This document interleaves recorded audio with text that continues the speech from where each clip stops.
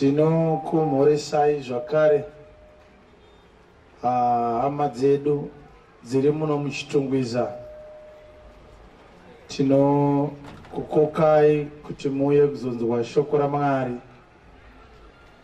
ratichaparidza zuva ranhasi.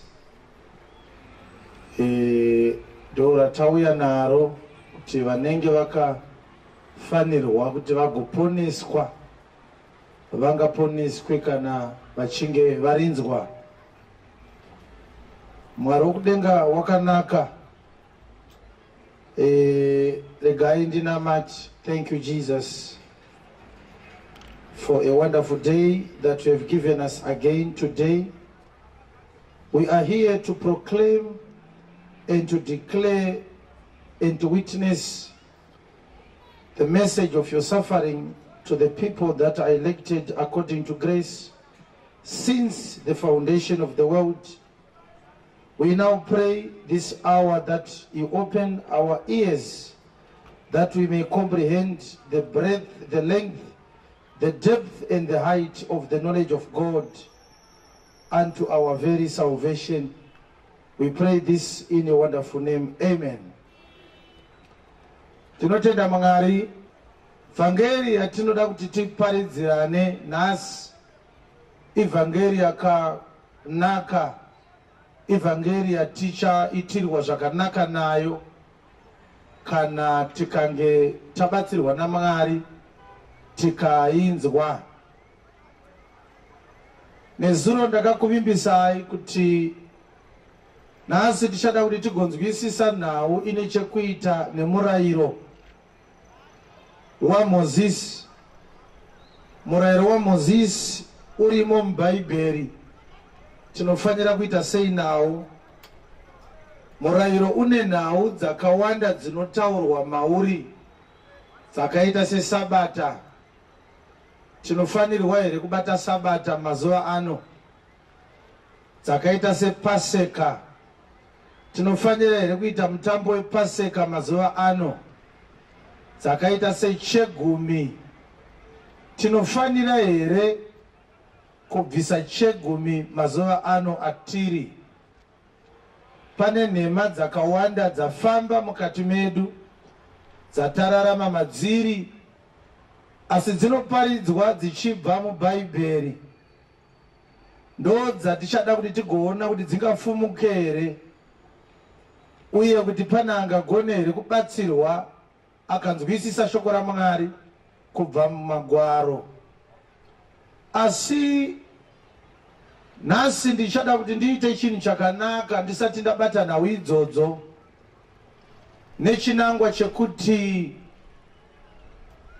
ndinotenda kuti tingafanirwe kuti timbotanga tadefina vhangeri racho pachezvaro. What is the gospel? Chinonzi gospel chii? Kungovhura bhaibheri here munhu otonhonga vhesi ototaura chero zvaafunga nevhesi yaanhonga, yobva yatonzi ivhangeri?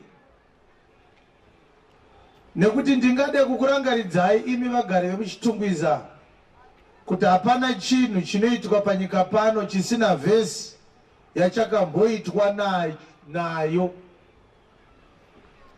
Kureva kuti kana munhu akabata banga izvezvo akauraya munhu, anogona kutononga vhesi mubhaibheri yaanokota, ndabaya munhu nevhesi yakati. Saka ikwanaya kufunga kuti munhu akabata bhaibheri akavhura magwaro akataura chero zvaataura ratova vhangeri nekuti avhura vhesi. Mune zvakawanda zvakaitwa mubhaibheri. Vana Solomoni vakaita vakadzi vanopfuura 1000. Munhu anogona kuroora vakadzi 20. Imi mukati anyanya ovhura chapter 11 ya 1 Kings oti 20 vanotori vashoma. Solomon akanga aine more than 1000. Ndichitori kudzidzira kukopa bla Solomon. Munomuita sei kana munhu akadaro? Munhu anogona kubata mwana waakazvara omubhoirisa otomudya. Akanzi nemutemo wachikora mutemo anoti kwete, hamuna kunyatsoverenga. verengai chapter 3 ya First Kings. Munotori nevakadzi vakambowirirana vakatomboboirisa mwana vakadya. Zvirimo mubhaibheri zvekudya mwana.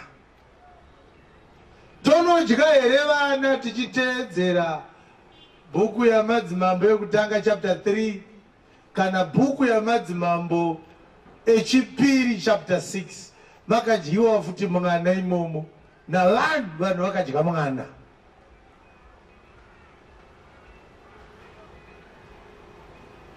Kureva kuti nhau kana ikanzi yawanikwa mubhaibheri haireve kuti inoda kuti iteedzerwe.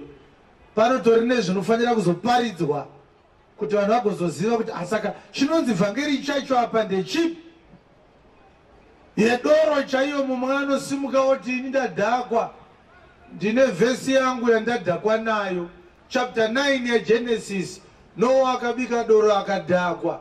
Ndateedzera Noah, munondiita sei?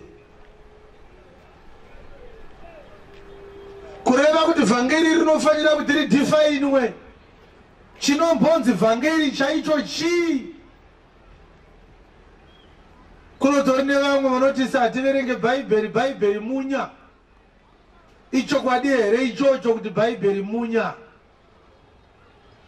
Asika vanotenda izvozvo kuti bhaibheri munya vanoda kubatsirwa kuti vamboongororwa pfungwa, nekuti haungadye munya wechikafu chausina kumbodya chiri fresh. Kuti udhimande munya unenge watombodya chiri fresh chacho nezuro. Ndakambodya riri fresh nezuro sadza ndikasiya rimwe chindipai munya. Koindava imi makungotanga nekuti bhaibheri munya. Zviri fresh zvacho makambozvidya here? Chii chinotanga chiri fresh nemunya? Koindava kuti bhaibheri munya moti taakunzwa mweya ndiye ari fresh. Handiti kuti muwane munya munenge matombowana riri fresh. Kureva kuti chinotanga chiri fresh kakozoya munya. Asi vari kumasowe vari kutayewa munya ndo wakatanga taane riri fresh aika. Bhaibheri rinoparidzwa sei? Chinonzi vhangeri chii? Izwi rekuti gospel ndere chirungu rakabva muizwi rechigiriki rinonzi wangelion, kureva kuti it's UANGELION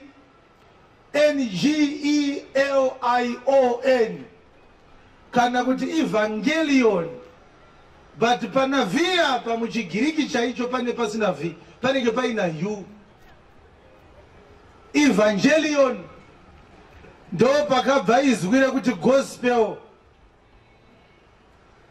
Asi tinozviziva kuti Jesu haana kuraramira muGreece, akararamira muIsraeri.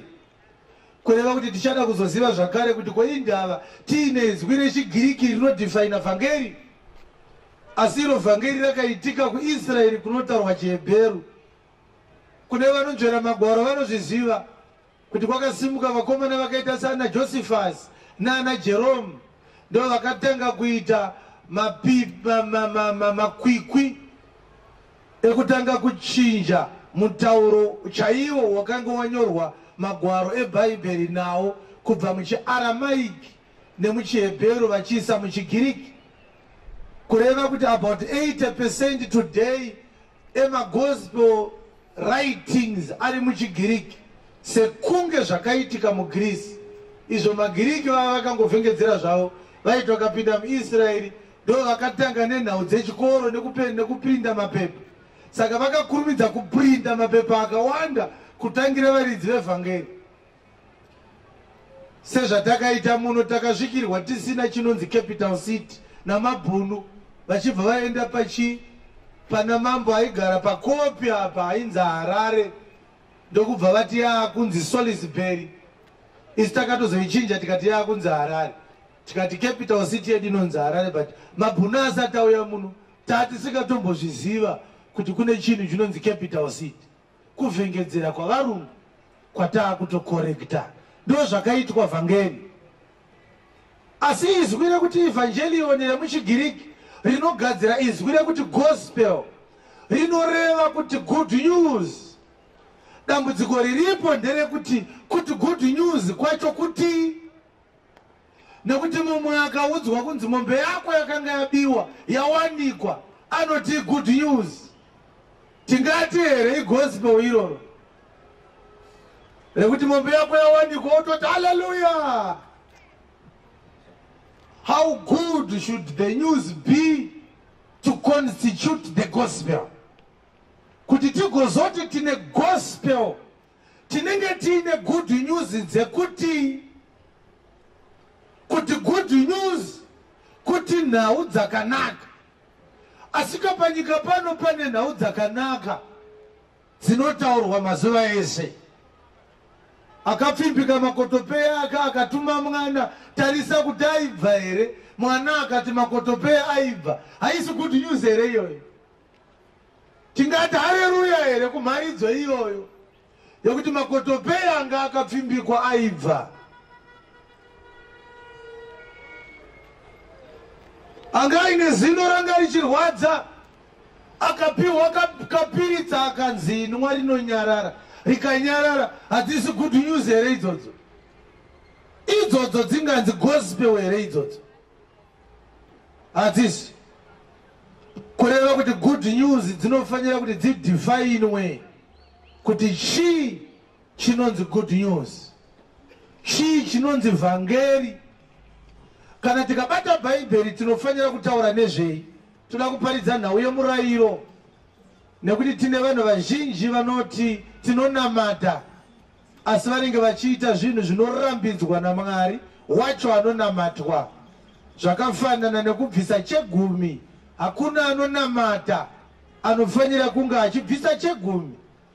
Uye ukaona munhu waMwari achitora chegumi haasi munhu waMwari. Inenge ichitongoromba bva zvayo iri kushandisa bhaibheri kubira vanhu mari dzayo. Saka vhangeri chairo rinotaura kuti anga akanzi nemurume peka mabhega ako uende. Murume akazofuma achiti ndazofunga mushe chiregera hako kuenda mukadzi wangu ndakuregerera. Hadzisi nhau dzakanaka here idzodzo. Good news. As it does that constitute the gospel? What is the gospel? Gospel chii? Tine vaimbi vanonzi magospel musicians. Magospel musicians here kana kuti haasi. Kana tikasaziva kuti gospel chii hatigone futi kucalculate nekuevaluate kuti wese anenge aimba uyu ndi gospel musician zvechokwadi uyu ndewenhema uyu. Hatigone kusvikira taziva chinonzi gospel chii. Tinobva tazoziva kuti anoparidza gospel chaiye ndiani uye anoimba gospel ndiani. Tichazviziva kana tikange tagona kuziva chinonzi good news. Luka chapter 4 tichaita tichimhanya nekuti ndida kubata nhau dzakati wandei nhasi. Ndida kuti nditsanangure nhau dzemurayiro nenyasha asi handigone kudaro ndisati ndambotora nguva yekuti ndibate mazwi anotsanangura kuti good news chii. Luka chapter 4 kubva pavhesi ya 14. Zvino Jesu wakadzokera Garirea nesimba romweya. Tangidzai. Zvino Jesu wakadzokera Garirea nesimba romweya. Jesu akadzokera Garirea asi akanga aine simba romweya. Mukurumbira wake ukadzikwa nenyika yose yakapoteredza. Yes. Waidzidzisa mumasinagoge avo. Jesu aidzidzisa mumasinagoge avo. Achikudzwa navanhu vose. Jesu aikudzwa nevanhu vese. Akasvika paNazareta Jesu. Ndopaakanga arerwa ipapo. Akapinda musinagogi uri musi weSabata. Yanga iri tsika yake yemazuva ese Jesu yekupinda musinagogi nezuva reSabata. Ndokubva asimuka zuva iroro aida kuti arave magwaro. Akapiwa bhuku yemuprofita Isaya. Zvino wakati aipetenura. Ndokubva aipetenura. Akawana pakanyorwa panoti. Akaverenga Isaiah 61 kubva pavhesi 1 yakaiti kudii? Mweya washe uri pamusoro pangu. The Spirit of the Lord is upon me. Nokuti wakandizodza. Because he has anointed me to preach the gospel to the poor. Kuti ndiparidzire varombo evhangeri. Mainzwa nawo yacho. Reshona rati kuti tiparidzire varombo evhangeri. Asi rechirungu rati to preach the gospel to the poor. Hallelujah. Ndoya wakazodzerwa nemweya waMwari. Taura itinzwe. Wakandituma kuti ndidzivise vakatapwa. Isha akandituma kuti ndisunungure vakatapwa. Kusunungurwa kwavo. Yes. Namapofu kuti vaone. Mapofu anofanira kuona. Ndiregedze vakatsikirirwa. Ndinoda kuti ndisunungure vakatsikirirwa. Nokuzivisa gore rashe rakanaka. Kana ndapedza kudaro ndobva ndazivisa vanhu gore rashe rakanaka. Ndiyo vhangeri yaakasimuka Jesu kuti agoparidza. Kureva kuti tinofanira kunzwa vhangeri ichitsanangura zvinhu zvataurwa naJesu zviri zvina. Number 1, mweya washe uri pamusoro pangu ndiparidzire the gospel to the poor. Pakabva paiswa a colon kureva kuti aida kutsanangura kuti kuparidzira gospel to the poor kuita sei. Zvikanzi he had sent me to heal the broken-hearted. The broken-hearted vanhu vakakuvadzwa moyo yavo. Vanofanira kuti varapwe ivavo. To preach deliverance to the captives. Kusunungura vakasungwa. Recovery of sight to the blind. Kuvhurwa kwemaziso emapofu. To set at liberty them that are bruised. Kuti vakanga vakakuvadzwa vasunungurwe. And to preach the acceptable year of the Lord. Ndo chinangwa chandakatumwa nacho naMwari. Saka ipapa ndo panotanga ngozi yacho yese. Nekuti pataurwa pachinzi wakandizodza kuti ndiparidzire varombo evhangeri. Saka ukasachenjera ukasabatsirwa kunobva kwasimuka munhu anokuudza kuti kana uri murombo ukanzwa vhangeri uchaita mari. Hachisi chokwadi. Toda kutanga taziva futi kuti varombo vacho vairehwa ndavanani. Varombo vakanzi naJesu ndakatumwa kuti ndiparidzire varombo ndavanani varombo ivavo. Vanhu vasina mari here muhomwe dzavo. Ngatinzwe 5:3 dzaMateo ndiyo vhesi ichatibatsira kunzwisisa varombo vainzi naJesu ndakatumwa kuti ndiparidzire vhangeri varombo. Tichada kuvaziva varombo ivavo kuti ndavanani. Toda kuti timhanye. Saka verengai. Vakaropafadzwa varombo pamweya. Vakaropafadzwa varombo pamweya. Nokuti ushe hwekudenga ndehwavo. Ushe hwekudenga ndehwavo. Kureva kuti varombo vainzi ndakatumwa kuti ndiparidzire havasi vanhu vakachoboka muhomwe dzavo. Aiparidzira varombo pamweya kuti vagopfumiswa nerusha hwekudenga. Dai Jesu akanga auya kuzoparidzira vasina mari kuti vaite mari, hayainetsa iyoyo. Tingadai tiine umboo hwevanhu vakazosara vakanota nemari nekuti vakanga vanzwa vhangeri yacho yaakanga aparidza. Achipedza kuparidza Jesu haana kuburitsa mari akati varombo vayechiuyai ndikutambidzei mari. Uye hakuna akazodzoka achiti zvandakazoinzwa ivhangeri yenyu honai mari yandava nayo. Urombo hwairehwa urombo huri mukati, urombo hwepamweya, urombo hwemunhu asina chaanoziva pamusoro paMwari.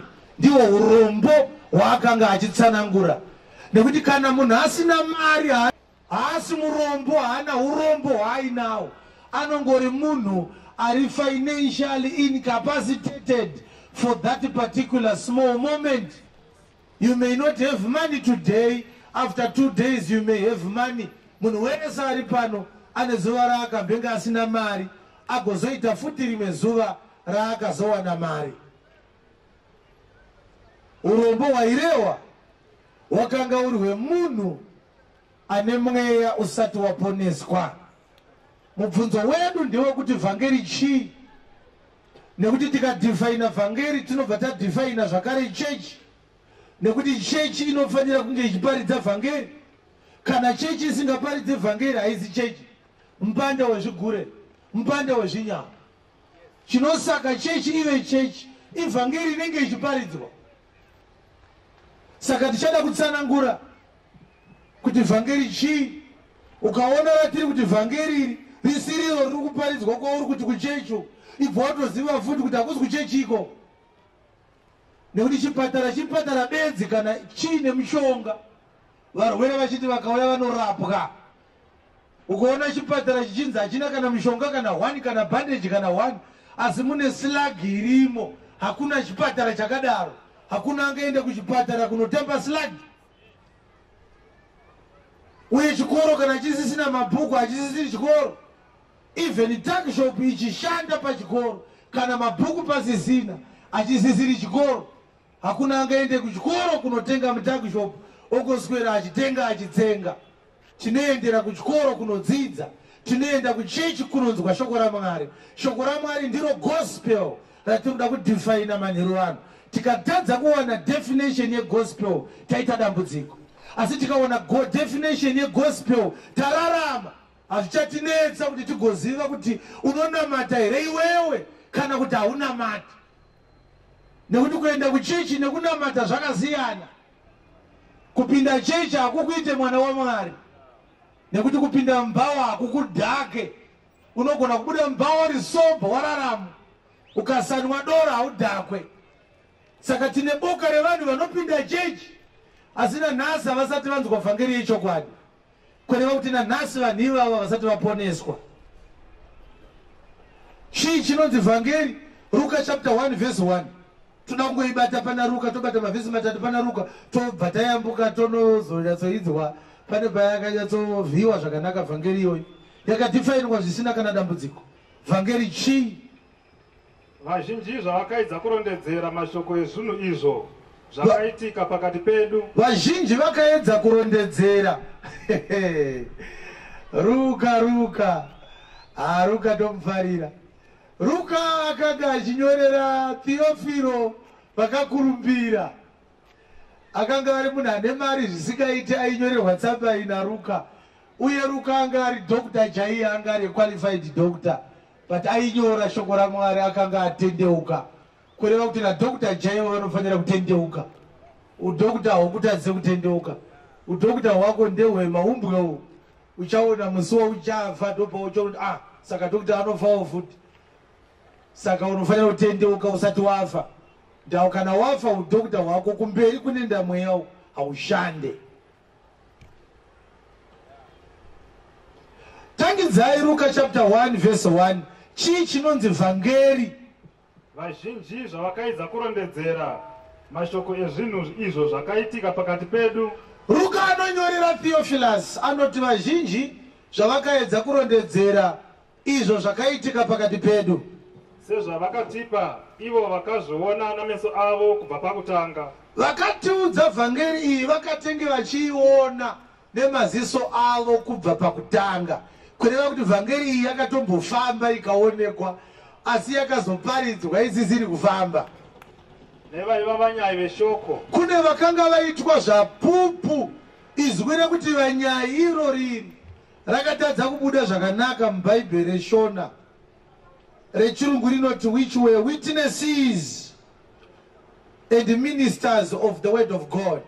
Saka izwi rekuti vanyai rinoreva kuti vashumiri kana kuti zvapupu zveshoko raMwari. Sezvandakaita ini ndiri mushumiri, ndiri munyai weshoko raMwari. Yes. Neniwo ndakati ndanyatsofeya zvose kubva pakutanga. Zvikanzi naLuka inini zvandakaita Theophilus ndakaferefeta nawi yese kubva pakutanga. Ndakati zvakanaka kuti ndikunyorerei ivo nokutevedzanisa. Ndokubva ndafunga kuti ndikunyorerei ndichikutevedzanisa mafambiro azvakaita. Imi Theophilo makakurumbira. Imi Theophilus munokudzwa makakurumbira. kuti muzive kuti mashoko amakadzidziswa ndezvokwadi. Mashoko amakadzidziswa mambo Theophilo ndezvokwadi. Namazuva aHerodhe mambo weJudhea, mumwe muprista waivapo wainzi Zakariya wegovero raAbhiya, mukadzi wake waiva wavanasikana vaAroni. Maita henyu matopedza rege ndiverengere chirungu mugorinzwa zvarinoita.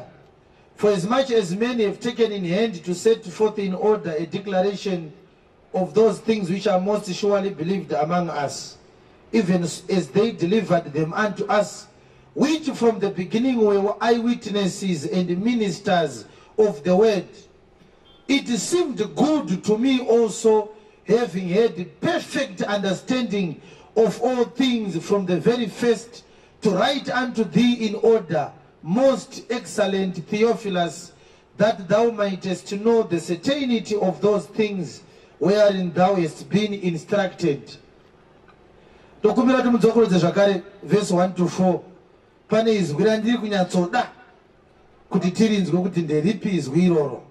Vazhinji zvavakaedza kurondedzera mashoko ezvinhu izvo zvakaitika pakati pedu. Vazhinji vakaedza kurondedzera mashoko ezvinhu zvakaitika pakati pedu, sezvavakatipa ivo vakazviona nemeso avo kubva pakutanga. Aha, navaiva vanyai veshoko, vakazviona nemaziso avo kubva pakutanga.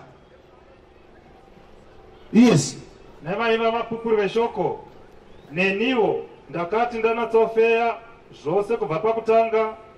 Ndakati zvakanaka kuti ndikunyorereivo nokutevedzanisa, imi Theophilo makakurumbira, kuti muzive kuti mashoko amakadzidziswa ndezvokwadi. Saka pane mazwi ataurwa naRuka asina kuzikanwa navanhu. Vhangeri iri kunyorwa naRuka kuna Theophilo, ivhangeri yekudzidzisa Theophilus kuti pane zvimwe zvaakabhenganzwa, asi Ruka afunga kuzvinyora kuti Theophilo anyatsonzwisisa kuti zvinhu izvi ndezvechokwadi. Asi Ruka ari kuti inini handina kuzviona, ndakatozvidzidza kune vakazviona nemaziso avo. Kureva kuti vhangeri iri risati raparidzwa, rakatomboonekwa vhangeri racho nemaziso kudaiso.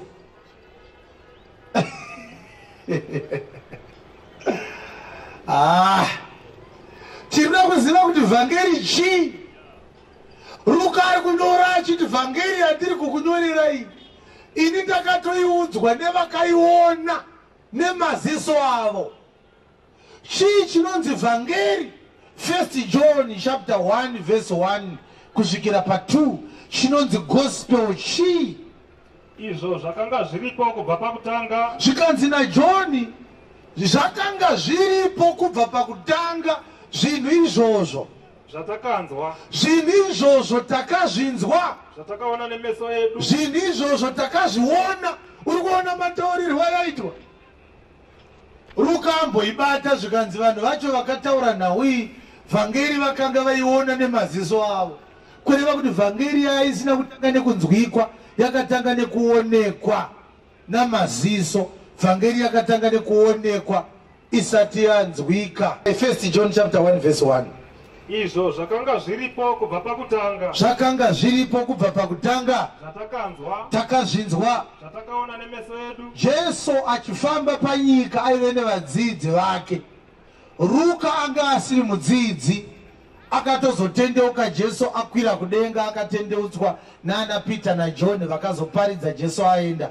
Saka Ruka achinyora ati, inini zvandiri kunyora izvi handina kuzviona nemaziso angu, ndakazviudzwa nevakazviona nemaziso avo. Vakazviona nemaziso ndava naJohn nana Peter vaifamba naye. Saka Ruka akaudzwa nevakazviona zvevhangeri, kureva kuti kune vakaona vhangeri vakainzwa vakaiona ichifamba. John ndokubva azoti no, inini manje ndakasiyana naRuka, handina kuiudzwa, ndakatoiona ndandiripo. Tokubva anyora John chapter 1 verse 1. 1 John chapter 1 verse 1. Tangidzai. Izvo zvakanga zviripo kubva pakutanga. Izvo zvakanga zviripo kubva pakutanga. Zvatakanzwa. Takazvinzwa. Zvatakaona nemeso edu. Takazviona nemaziso edu. Zvatakatarira. Tikatozvitarira kudai so. tikatozvibata nemaoko edu kudaiso zvii izvozvo shoko reupenyu takariona tikaritarira tikarinzwa tikaribata nemaoko edu saka vhangeri rakatombobatwa nemaoko imi vhangeri muri kurinzwa here imi vhangeri riri kunzi naJohn takatomboribata kudaiso vhangeri takaribata nemaoko edu takariona nemaziso edu tikatorinzwa John ari kunyora uyu aitomborizembera pachipfuva charo vhangeri irori John chapter 1 verse 1 kusvikira pa2 chii chinonzi vhangeri yes mukutanga shoko rakanga riripo in the beginning was the word shoko rakanga riri kuna Mwari shoko rakanga riri kuna Mwari shoko rakanga riri Mwari shoko rakanga riri Mwari verse 13 avo vasina kuberekwa neropa kana nokuda kwenyama kana nokuda kwomurume asina Mwari 14 shoko rakazova nyama shoko ndokubva razova nyama rikagara pakati pedu ndokubva shoko ragara pakati pevanhu tikaona kubwinya kwake ndokubva aiwa obera Jesu maoko hanzi shoko rakazova nyama rikagara pakati peizvapo hanzi tikaona kubwinya kwake kureva kuti shoko munhuka angadai ati takaona kubwinya kwaro zvikanzi takaona kubwinya kwake kwake ani kwake shoko raMwari munhu katibvei ipapo tuna mavhesi mangani muri kuverenga here kuti mangani andakupai ndoda kukupai mavhesi 12 anodhifaina vhangeri iri rari chitatu iri tavhura Luka chapter 4 tikavhura Luka chapter 1 rari chi4 tikavhura 1 John chapter 1 tikavhura John chapter 1 ratakuvhurisa iri rari chi5 toda kunzwa Revelation chapter 19 tinzwe kuti shoko chi vhangeri chi verse 11 Revelation chapter 19 verse 11 ipapo ndakaona kudenga kwakazarurwa kudenga kwakavhurwa ndikaona bhiza jena wakaona bhiza jena naiye wakanga agere pamusoro paro wakaona akanga akagara pamusoro pebhiza jena wakanzi wakatendeka anga akanzi true and faithful nowazvokwadi anga akaita sei iyeye unotonga nokurwa zvakarurama anga akagara pamusoro pebhiza anotonga achirwa zvechokwadi meso ake akanga akaita somurazvo womoto murume iyeye maziso ake anga akatsvuka semurazvo womoto pamusoro wake pakanga pane korona zhinji anga ine korona zhinji mumusoro make murume iyeye wakanga ane zita rakanyorwa anga ine rimwe zita ranga rakanyorwa risina munhu airiziva kunze kwake iyega risina kuzikanwa nomunhu asina iye bedzi ndiani munhu iyeye wakanga akapfeka nguo yakanyikwa muropa anga ine nguo yanga yakanyikwa muropa murume iyeye zita rake rinonzi shoko raMwari ombera Jesu maoko saka vhangeri munhu ingoti kuna ari pasaidi pako chinonzi gospel munhu kureva kuti mukasabata munhu iyeye pagospel hamuna gospel ramaparidza iyi ivhesi yechi5 ndida kukupei 12 mavhesi anotsanangura kuti chinonzi vhangeri chii haleluya haleluya iri kunzwika here vhangeri Mwari ngaakuitire nyasha manyero ano ugonzwa shoko richaparidzwa pano richakubatsira richakuponesa mweya wako vhangeri chii tipei John chapter 5 verse ya 39 chii chinonzi vhangeri kana vanhu vachinzi vanoparidza vanenge vachiparidza kuti vanenge vachiparidza pamusoro pei munonzvera magwaro zvikanzi naJesu munoverenga bhaibheri nekuti mariri munoti mune upenyu husingaperi nokuti munoti upenyu husingaperi munawo mariri saka tiri kutadza here kuverenga bhaibheri tichifunga kuti tinowana upenyu husingaperi mariri rinotaura nezvei bhaibheri iroro ndiwo anondipupurira ini zvikanzi magwaro anotaura nezvangu kureva kuti bhaibheri rakanyorwa pamusoro pani pajesu Kristu. Kureva kuti chinonzi gospel i-testimony ya Jesus Christ. Kana musina kutaura pamusoro pajesu hamuna vhangeri. 5:45 dza John vhangeri chi. Musati ndichakupomerai mhosva kuna Do not think that I will condemn you to the Father. mumwe uriko unokupomerai Aripo mumwe kare anokupomerai. ndiye Moses wamakavimba naye. Dai maitenda Moses. nokuti dai maitenda Moses Mungadai makatenda ini. mungadai maitenda ini Nekuti Moses akanyora nezvangu. nokuti iye wakanyora nezvangu. Kureva kuti magwaro akanyorwa nezvani? Nezvajesu Kristu. Mukaverenga Malakai mukaburitsa kesh marasika. Nekuti mavhesi atiri kuverengaya ari kutaura kuti bhaibheri rese rakanyorwa pamusoro pajesu Kristu. Chinonzi gospel ndi Jesus Christ in person. You don't talk about anything else. If you preach from the Bible, but your message is not centered on Christ, that is not a sermon. You are not preaching the gospel. You are blaspheming God. You are perverting the scripture. You are doing a sacrilege in the sight of God. Chinonzi vhangeri kutaura pamusoro pajesu chete kubva kuna Genesis kusvikira kuna Malakai anofanira kuparidzwa ndi Jesu Kristu. Kureva kuti mukaverenga Genesis budai na Jesu, mukaverenga Deuteronomy budai na Jesu, mukaverenga Malakai budai na Jesu, mukaverenga Ruth budai na Jesu, mukaverenga Mateo paridzai Jesu.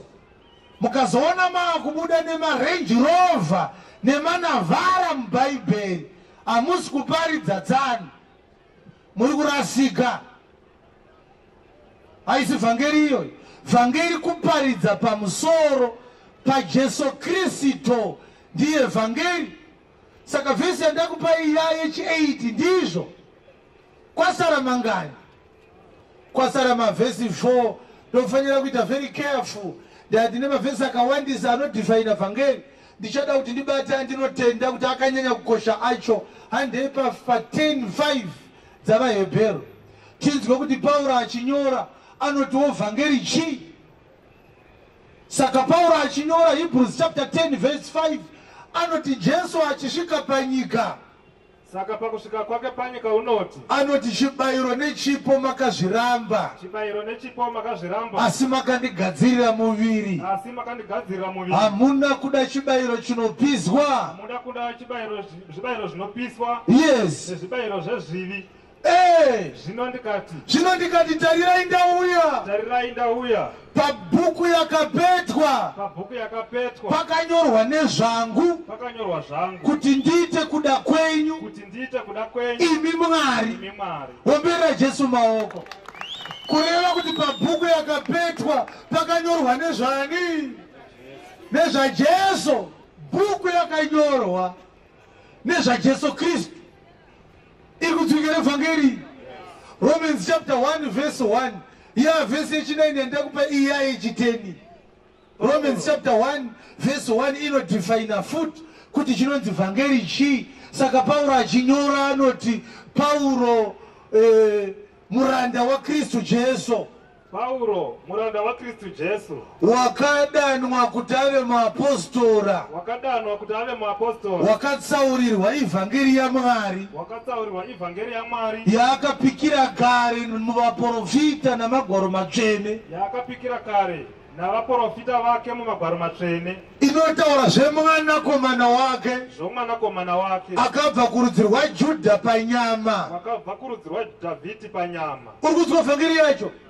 Inotaura nezvechi? Zvemwanakomana waMwari. Tangidzai. Pauro muranda wa Kristu Jesu wakadanwa kuti ave muapostora. Uri kuparidzeiko Pauro? Wakatsaurirwa evhangeri yaMwari. Vhangeri yaMwari ndo yawakadanirwa. Inotaura nezvei? Yakapikira kare navaprofita vake mumagwaro matsvene. Vhangeri iyi inoti tinoita back to sender here. Zvomwanakomana wake. Zvikanzi aiwa itaure zvese izvozvo. vhangeri inototaura zvemwanakomana waMwari. Izvi zvana pekutuzenda ameno kwa makatozvitora izvi. Haisi vhangeri iyo. Vhangeri inotaura zvechi zvemwanakomana waMwari. Ivhesi yechiteni kai. Vhangeri chi 24:44 dzaruka. Chi chinonzi vhangeri. Akati kwavari. Saka Jesu akanga amuka kuvakafa achibva ati ndiwo mashoko andakakuudzai ndichiinemi. Ndiwo mashoko andakakuudzai ndichiri nemi. Waitaura kuti iko Jesu iwewe. Kuti zvose zvakanyorwa pamusoro pangu. Zvese zvakanyorwa pamusoro pangu inini. Ndi Jesu aidaro. Zvese zvakanyorwa pamusoro pani? Kubva pai? Pamurayiro wa Mozisi. Pamurayiro wa Moses. Na pavaprofita. Pavaprofita. Na pamapisarema. Na pamapisarema. Zvinofanira kuitika. Mabhuku ese, murayiro wa Moses, mapisarema, vaprofita, kana mukanga mazvitsvaga munofanira kuona vhangeri yemwanakomana waMwari. Ndoya munofanira kuona mukasanzwa zvaJesu kubva mumagwaro iwayo. Hamuna vhangeri hamuri kunzwa. So in conclusion, we can actually say the gospel is the person of Jesus Christ. If you are not hearing about Jesus, then there is no gospel. It doesn't matter how long the message is. It doesn't matter how eloquent the so-called preacher is. It doesn't matter how much money he has in his bank account. As long as they do not testify about Jesus, they have no gospel to offer unto you.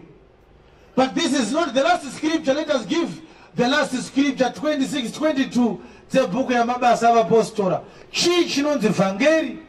Asi ndakabatsirwa naMwari. Paulo anga akamira pamberi pamambo Agripa mazuva akanga avharirwa achifanira kuti atongwe namambo Festus.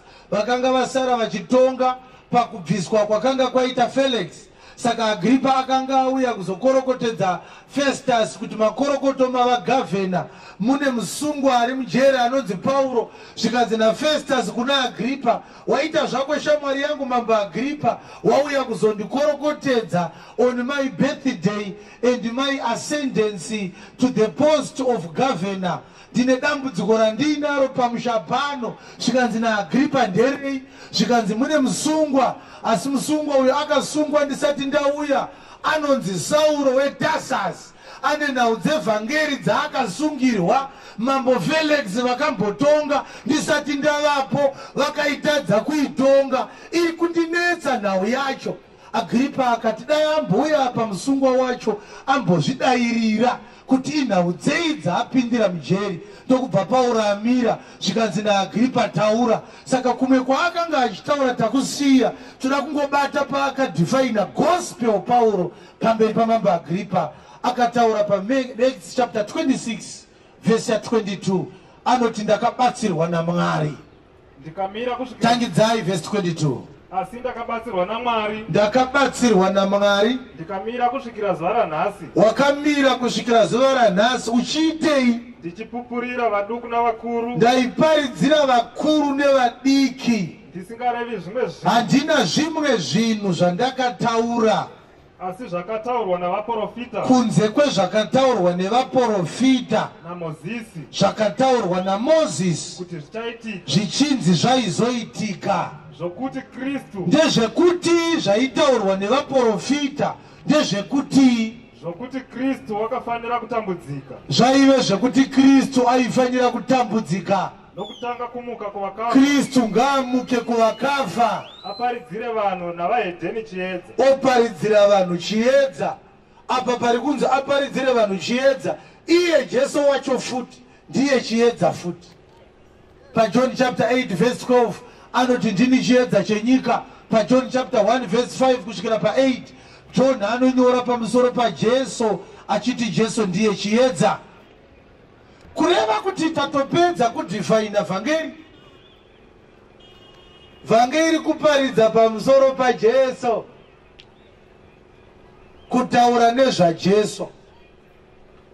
Kureva kuti mukaverenga mapisarema chapter 23 inoti, the Lord is my shepherd, I shall not want. He makes me to lie down in green pastures. He leads me beside the still waters. My cup shall overflow. Though I walk in the valley of the shadow of death, I shall fear no evil. For thy rod and thy staff, they comfort me. Thou anointest my head with oil. My cup shall overflow. I shall dwell in the house of my Lord forever and ever.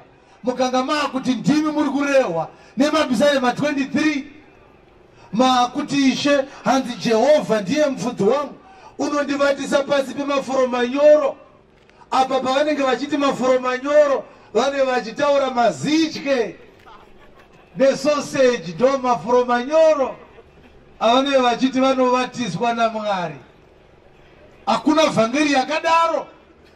Pauro ataura achiti, handina kureva zvimwe zvinhu asi zvakarehwa navaprofita naMozisi zvichinzi zvichaitika, zvekuti vanhu vachadya sausage here? Kwete, asi zvekuti Jesu waifanira kutambudzika agofa agomuka kuvakafa, vanhu voponeswa. Mapisarema 23 yaiti, the Lord is my shepherd, yaisiri yako iwewe yekukumbira Mwari mari yekutenga makanyanizi namatemba, wotsenga chingwa namazai, woti ndiri kufudzwa naMwari, ndiri kufura pasi pemafuro manyoro. Arisi vhangeri iroro, vhangeri ranzi namapisarema yacho iyoyo inotaura zvemwanakomana waMwari. Haleluya.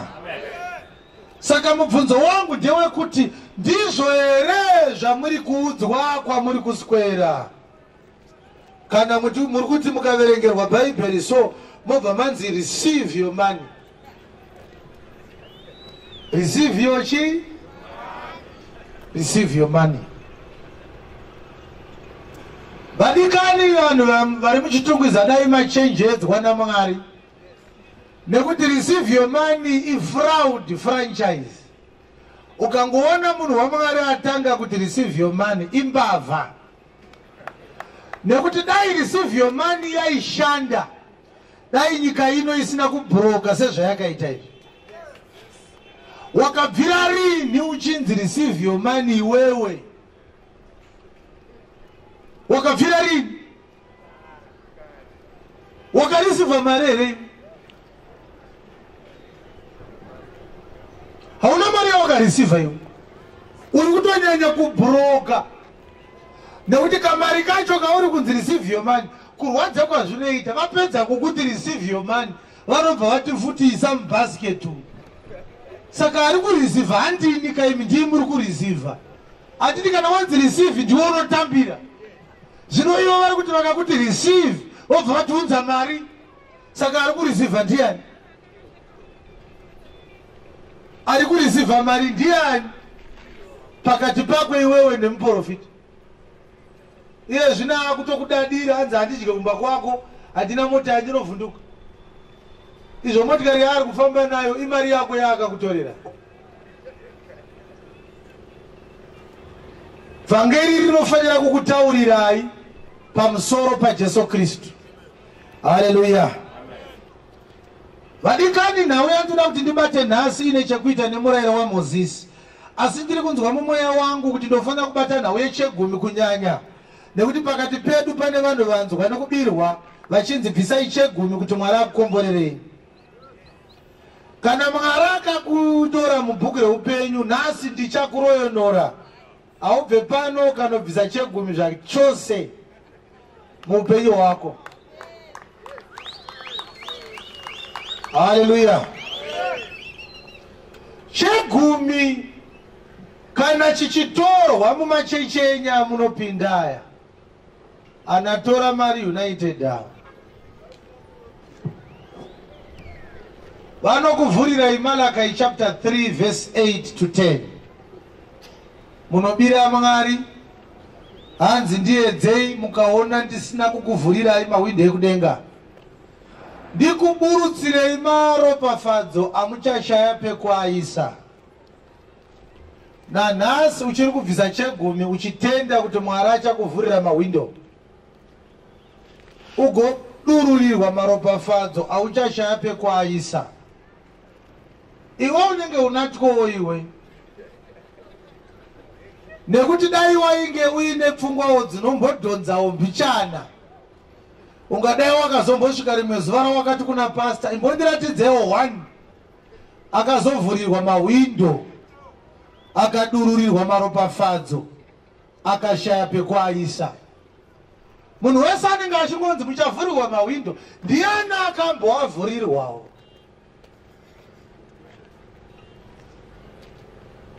Hapana akamboavhurirwa? Hapana. Asi nhasi ndichakubatsirai vadikani.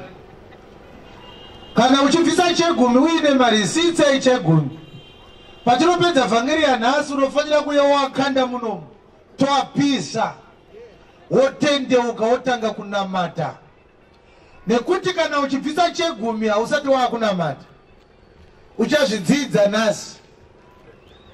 Chegumi, chegumi, chegumi, chegumi. Chekutanga ndechekuti ukaona pastor achivhurisa Malakai achida kutora chegumi, ipavha, nekuti nyaya yechegumi haina kutangira pana Malakai. Uye Malakai haitangire pachapter 3, inotangira pachapter 1. Kureva kuti wese anoda kuparidza chokwadi asati asvika pachapter 3 anofanira kutanga ataura kuti kuchapter 1 kwainzi kudii, kuchapter 2 kwakanzi kudii. Kwa hiyo aitaurwa naye pachapter 3 akanga ari ani? Ombera Jesu maoko. Nekuti Bible rine matestamenti maviri.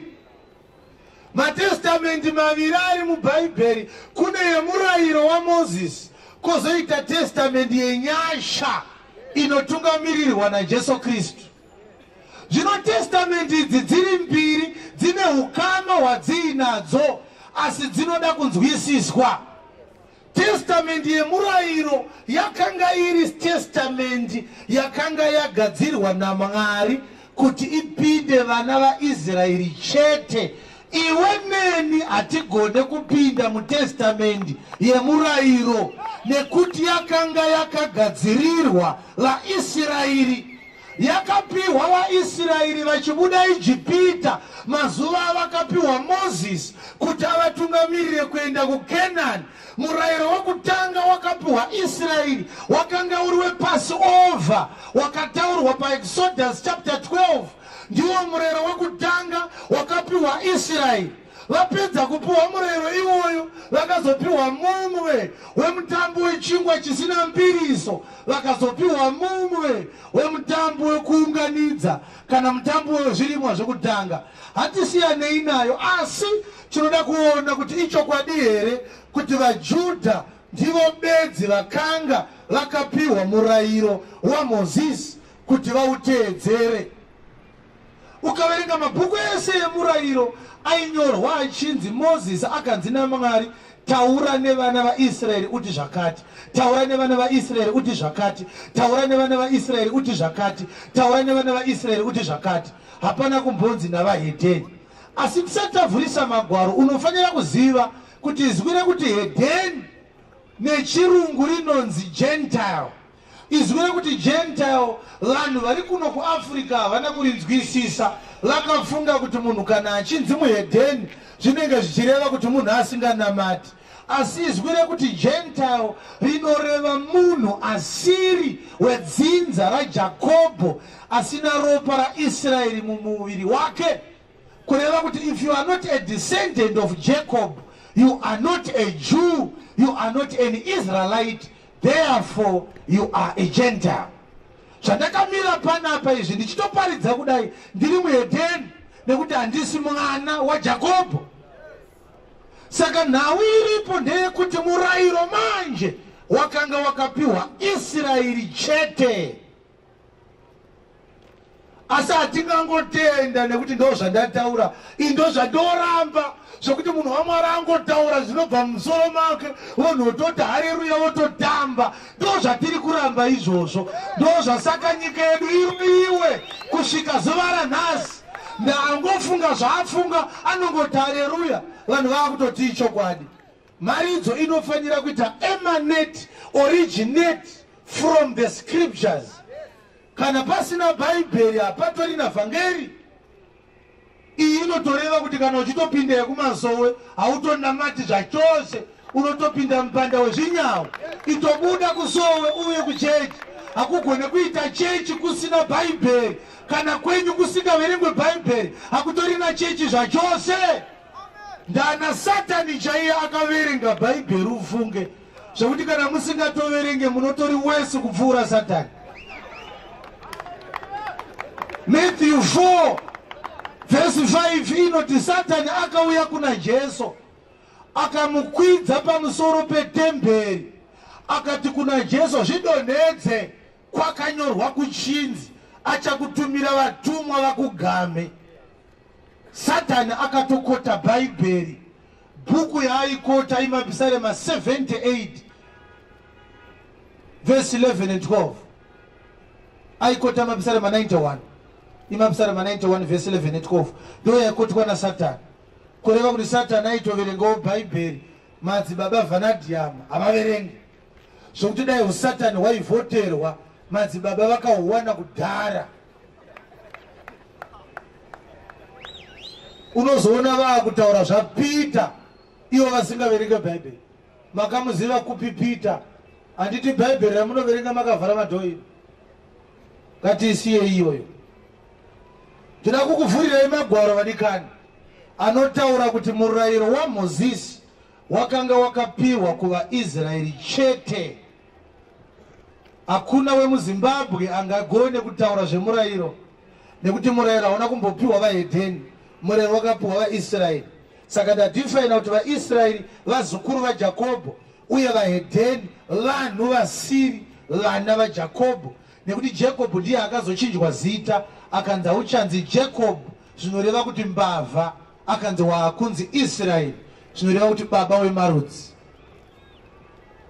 mavhesi andichakupai matatu nekuti ndine mavhesi akawanda ada kuvhurisa ndichavhurisa mavhesi matatu anotaura kuti Mwari achipa murayiro akaupa kuna Israeri chete ngativerengei Exodus chapter 12 yacho yakatanga kupiwa murayiro tinzwe tangire mavhesi 1 zvinoishe wakataura naMozisi naAroni Mwari akataura naMozisi naAroni munyika yeIjipita vakanga vari munyika yeIjipita mwedzi uno unofanira kuva mwedzi wokutanga kwamuri unofanira kuva mwedzi wokutanga wegore taura kuungano yose yavaIsraeri tokorodzai vhesi iyoyo taurai kuungano yose yavaIsraeri taurai kuungano yose yani yaIsraeri Exodus chapter 20 verse 1 ichokwadi here kuti murayiro wakanga wakapiwa Israeri chete zvino Mwari wakataura mashoko awa ose akati ndini Ishe Mwari wako wakakubudisa munyika yeIjipita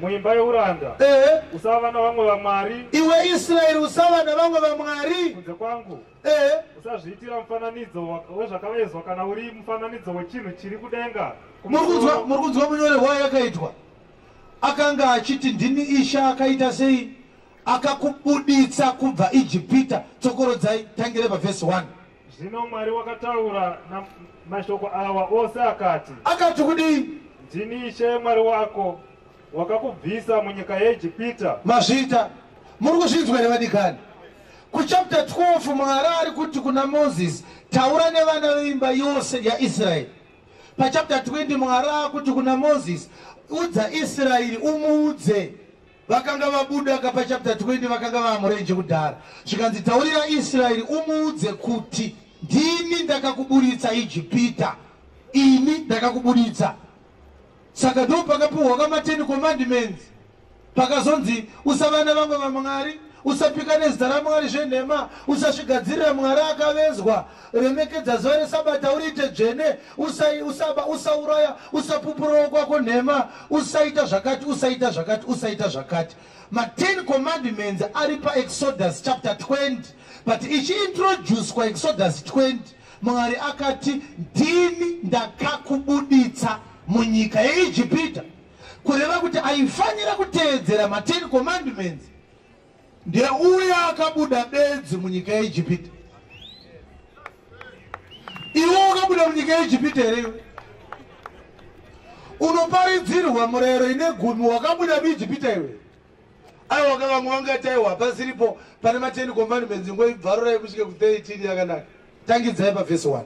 Zvino Mwari wakataura mashoko awa ose akati, Vanyai, ndini Ishe Mwari wako wakakubvisa munyika yeIjipita. Yes. Muimba yeuranda. Yes. Usava navamwe vamwari kunze kwangu. Usava nevamwe vamwari kunze kwangu. Usazviitira mufananidzo wakavezwa. Usagadzira mufananidzo wakavezwa. Kana uri mufananidzo wechinhu chiri kudenga kumusoro. Kana panyika. Kana wechiri panyika. Kana chiri mumvura. Kana wechiri mumvura pasi penyika. Pasi penyika, yes. Usapfugamira izvozvo. Usazvipfugamira. Kana kuzvishumira. Usazvishumira. Nekuti ini Ishe Mwari wako ndiri Mwari une godo. Ndine godo. Ndinorova vana nokuda kwezvivi zvamadzibaba avo kusvikira kurudzi rwechitatu norwechina. Wavanondivenga. Yes. Ndichiitira nyasha vane zviuru zvamazana vanondida. Vanochengeta mirayiro yangu. Vanochengeta mirayiro yangu. Usareva zita raIshe Mwari wako pasina. Thou shalt not mention the name of the Lord your God in vain. Nokuti Ishe haangaregi kupa mhosva unoreva zita rake pasina. Remember the Sabbath day to keep it holy. Rangarira zuva reSabata kuti urichengete rive dzvene. Unofanira kushanda mazuva matanhatu. Ubate mazuva matanhatu, uite mabasa ako ose. Asi zuva rechinomwe iSabata rashe. Chamba muende pane imwe vhesi iri pamberi. Nokuti namazuva matanhatu Ishe wakaita denga napasi negungwa nezvose zviri mukati mazvo, akazorora nezuva rechinomwe. Naizvozvo Ishe wakaropafadza zuva reSabata akariita dzvene. Yes. Kudza baba vako namai vako kuti mazuva ako ave mazhinji panyika yaunopiwa naShe Mwari wako. Usauraya. Usaita upombwe. Usaita upombwe. Usaba. Usapupura kwako nhema. Usachiva weimba yekwako. Usachiva mukadzi wokwako. Usachiva muranda wake. Usachiva murandakadzi wake. Usachiva nzombe yake. Usachiva dhongi rake. Right, mazvita. Saka uri kuona here kuti imi zvamakaitwa makangotangira pakunzi usauraya. Hapana akakuudzai kuti mazuva aya haana kutaurirwa asina kubuda Ijipita. Ichitanga Exodus 20, tanzwa Mwari achiti ndini ndakakuburitsa Ijipita. Kureva kuti ari kunzi usachiva wokwako, haasi iwewe neni. Isati nakumbopinda Ijipita tikabuda ichi. Uye usafunge kuti kana tichiti murayiro uya una kupuhwa kwatiri hatiuteedzere. Tiri kuti ngatibei, ngatiurayei, ngatichivei. Aiwa, tichaibata iwe, ita mwoyo murefu. Nekuti pari kunziremekedza baba vako naamai vako kuti mazuva ako awande, yanga isingagumire ipapo. Aya ma-10 commandments kuna anonzi ma-statutes kozoita ma-laws. Saka murayiro wekuti remekedza zuva reSabata uriite dzvene haugumire ipapo. Pakazonyorwa tichazobata kana tikapiwa nguva mavhesi aizotsanangura kuti Sabata racho raibatwa sei. Raarisirire kungopfeka chibhurauzi chewaiti nechisiketi chegreen, wopakata lunch box ine mbambaira necabbage, wakutobata bhaibheri ndakuenda kuSabata. Raarisingabatwe richidaro, raarine zviga zvaro Sabata racho zvokuti hapana kana munhu 1 pasi pezuva nhasi ari kubata Sabata. Uri kunyeperwa. Pari kunziremekedza baba vako naamai vako, mazuva ako awande, yanga isingagumire ipapo. Yanga ine mazwi futi ekuti mwana anenge atumwa nababa vake akaramba kuvateerera aifanira kutakwa namabwe afe. Kureva kuti kana mukaverengera vana venyu murayiro wekuti kudza baba naamai vako haugumire ipapo. Munofanira kuzoti wese anenge atadza kuteerera baba kana amai mouya naye kunze kweguta otemwa nematombo ofa. Wese awanikwa achiita kabasa musi weSabata otemwa nematombo ofa. wange uri murayiro wesabata futi iwoyo. But hatisati tasvika ikoko toda kubata nhau yechegumi. Ndichikuratidza kuti chegumi hachibviswe nevakaponeswa vanoziva shoko rechokwadi. Kunze kwekunge hako uchida kubirwa nevakomana wozoenda kunotsva. Tatitoda kuverenga mavhesi matatu anotsanangura kuti murayiro hauna kupiwa vahedheni navaJudha, wakapiwa vaIsraeri chete. Saka taverenga maviri, taverenga Exodus 12, tikaverenga Exodus 20. Yati ndini ndakakuburitsai Ijipita. Kureva kuti ma10 commandments ari kupiwa only to those vakaburitswa Ijipita. Iwe neni hatina kumbobuda Ijipita. Tisu Ijipita yacho. Nekuti vaIjipita vakanga vari manani Jews, vanga vari vahedheni. VaIsraeri vachinzi itai Paseka vari muEgypt, havana kumbonzi deedzai vaIjipita mubaye gwai rePaseka navo, vakabaya vega. Vakabuda vaIsraeri vakaenda kuKenani, vaIjipita vakasara vachinamata zviumbwa zvavo. Hakuna muIjipita akambobata Sabata. Kusara kwakaita vaIjipita vasingabate Sabata ndo zvatakanga taita tiri muZimbabwe, ndo zvakanga zvakaita vari muZambia, ndo zvakanga zvakaita vari muBotswana. Vaitongonamatawo chero zvavada, Mwaranga akazvitendera izvozvo. Ndichaverengesa futi vhesi yacho. Taakuda vhesi yechitatu inotaura kuti Mwari achipa murayiro akanga akapa murayiro kuna Israeri chete. Iwe neni hatina kumbobvira takanzi uyai kuSabata, hatina kumbobvira takanzi waro. Usanyeperwe iwe, usanyeperwe. Alright. Apa handichada vhesi iri kuOld Testament, ndiri kuda vhesi iri kuNew Testament. Ndipei 9 dzavaRoma vhesi 1. Ndinotaura zviro kwazvo muna Kristu. Unotaura muna Kristu. Paulo unoti kudii? Handirevi nhema. Hausi kunyepa Paulo. Hana yangu ichindipupurira. Moyo wako unotokupupurira kuti uri kuparidza chokwadi. Ukaona vhangeri ichinzi handirevi nhema, igukutu vhangeri iyoyo inogona kurambwa nevamwe. Saka asati aitsanangura akabva atoti handisi kunyepa. Unotaura uchiti kuti ndine shungu kwazvo. Une shungu dzei? Nokuchema kusingaperi pamoyo wangu. Uri kuchemerei Paulo? Nokuti ndaida kuti ini ndimene ndive munhu wakatukwa. Uve munhu akaparadzaniswa naKristu. Wakaparadzaniswa naKristu nekuda kwei? Nokuda kwehama dzangu. Aha, nekuda kwegenga rangu. Hama dzako ndedzipi? Ivo varudzi rwangu panyama. Varudzi rwako panyama ndevapiko? Ndivo vaIsraeri. VaIsraeri. Ombera Jesu maoko. Uri kuona kuti Paulo ane right yekuti ati veIsraeri ndeverudzi rwangu, nekuti anoti ndiri weimba yani? yaBenjamini. Anga ari muIsraeri Paulo, kusiyana neni ini ndiri muhedheni. Alright, shungu dzako ndedzei? Kuva vana nekubwinya ndezvavo.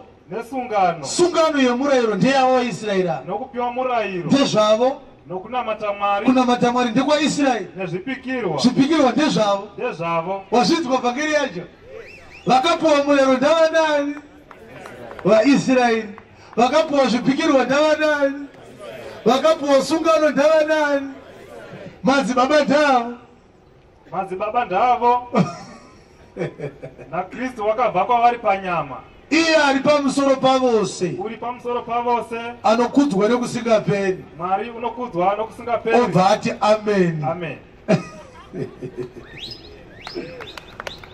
Saka inzwai vadikani, murayiro wakanga wakapiwa kuna Israeri chete. Kureva kuti iwewe haugoni kuteedzera murayiro kana 1. Nekuti murayiro haujoini mwezvekuti ndakuda kutendeuka ndibhabhatidzei. Hakuna rubhabhatidzo kumurayiro. Kumurayiro uchizvarwa unobva watoujoina.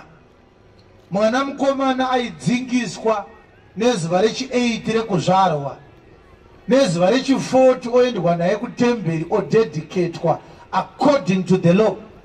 Kana ari mwana musikana anga asingadzingiswe aizodedicatwa patemberi nezuva rake rechi8 rekuzvarwa. Chapter yacho inotaura zvandiri kutaura izvi iLeviticus 12 ndo yazvinotsanangurwa. Kureva kuti munhu anosara osvika 1 year dzekuzvarwa atovamo kare mumurayiro, kureva kuti murayiro haugone kuti unoteedzera usina kudzingiswa. Zviri kunzwika zvandiri kutaura? Murayiro wamunoda kuteedzera unoshamisa ufunge. Hapana anoteedzera murayiro pakati peda. Izvezvi ndikatokutarisai ndinotori neumbowo hwekuti hapana anobata sabata ipapapa, kana anoita zvepaseka, kana anofanira kubvisa cheguma, hapana. Nekuti mapfekero chawama akaita murayiro hauatendere.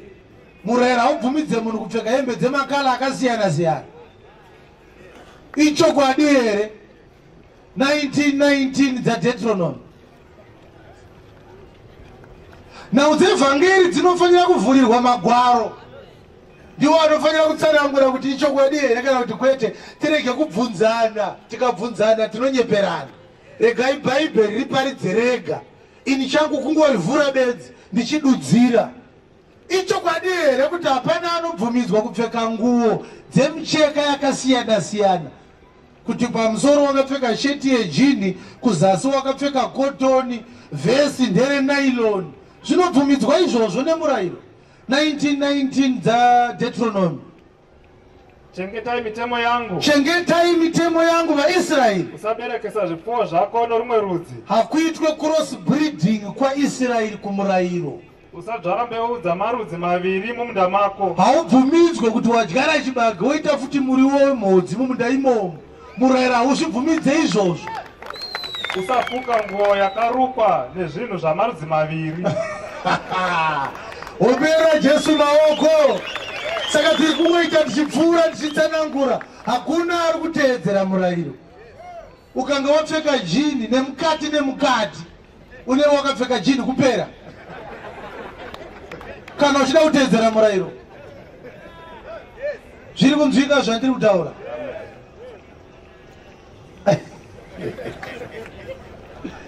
Bvunzare pasari pakuti kagepa akawakanzwa sei? Vesi yekupfeka. Murayiro waitonga futi mapfekere evanhu. Imi mune tuminda muchitungwiza muno imi. Munoti ndo mune chibage, ndo mune magaka, ndo mune beans, ndo mune mhodzi dzemanhanga imomo. Zvino murayiro waiti ukangozviita unofa. Waitakwa namabwe uchiurayirwa nawo yekuti taona dzinde rebwa mumunda wenzumbe. Waizvifira. Hakuna munhu anoteedzera murayiro vadikani. Haleluya. Ndiri kunzwika here? Saka musanyeperana kuti mukuteedzera murayiro. Handei kuchegumi. Chegumi chinoparidzwa nebhuku yaMalakai chapter 3 verse 8 to 10. Nevakomana vari kukubirai. Indatumwa naMwari kuti ndikuroyonorei. Mudye mari dzenyu makasununguka. Monamata muchiziva chokwadi. Moponeswa. Kana pastor wako achikutorera chegumi kutaura kuno inotori mbavha yauri kuti pastor iwe.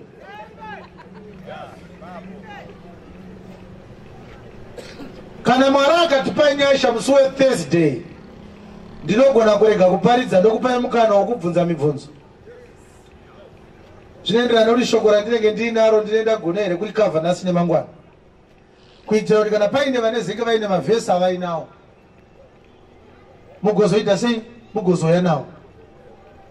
Vhangeri vadikani harisi private. Rinonzi munhu waMwari kana akaparidza zvonzi chizaruko chake siyanai naye, paridzaiwo renyu. Hakuna rinonzi renyu. Vhangeri harisi remunhu. Vhangeri nderaMwari. Kureva kuti kana uchiti wakatumwa naMwari, tinofanira kuparidza zvakafanana. Nekuti mufundisi akafanana nerori yeLobels iri kudhirivhara chingwa. Chiri kuenda kuchipinge ndicho chiri kusara muchitungwiza, ndo chiri kuenda kwaMutoko. As long as chakanzi Lobels, chinofanira kunge chiri chingwa chinotesta zvakafanana. Tikanzwa chiri kusiyiwa kukadoma chaakutesta kuti chine safe, icho chakanzi Lobels. Taakutoona kuti uyu ari kunyepa hasi wokuLobels. Hamene chimwe chibhekari chake chaakagadzira mukadoma imomo. Vafundisi vanofanira kuuya nechingwa chaupenyu, shoko rechokwadi. Rinofanira kufanana. Indavhangeri riri kusiyana mazuva ano. Vana Jesu vakawanda here vangani? Odenga racho richapindwa, mangani madenga achapindwa? ari pano ndine vhangeri yangu, ari pano ndine vhangeri yangu. Inda iri kusiyana. Makamboona mwana wekweFM achipa tengera sutu pastor wokuzayoja. Unonzi tokukeza. Munondirapidzirei kana mese makatumwa naMwari kuziva kuti pane zvigevenga hapana akatumwa naMwari. Imbozviitawo nosimuka muchechi menyu kuti amen.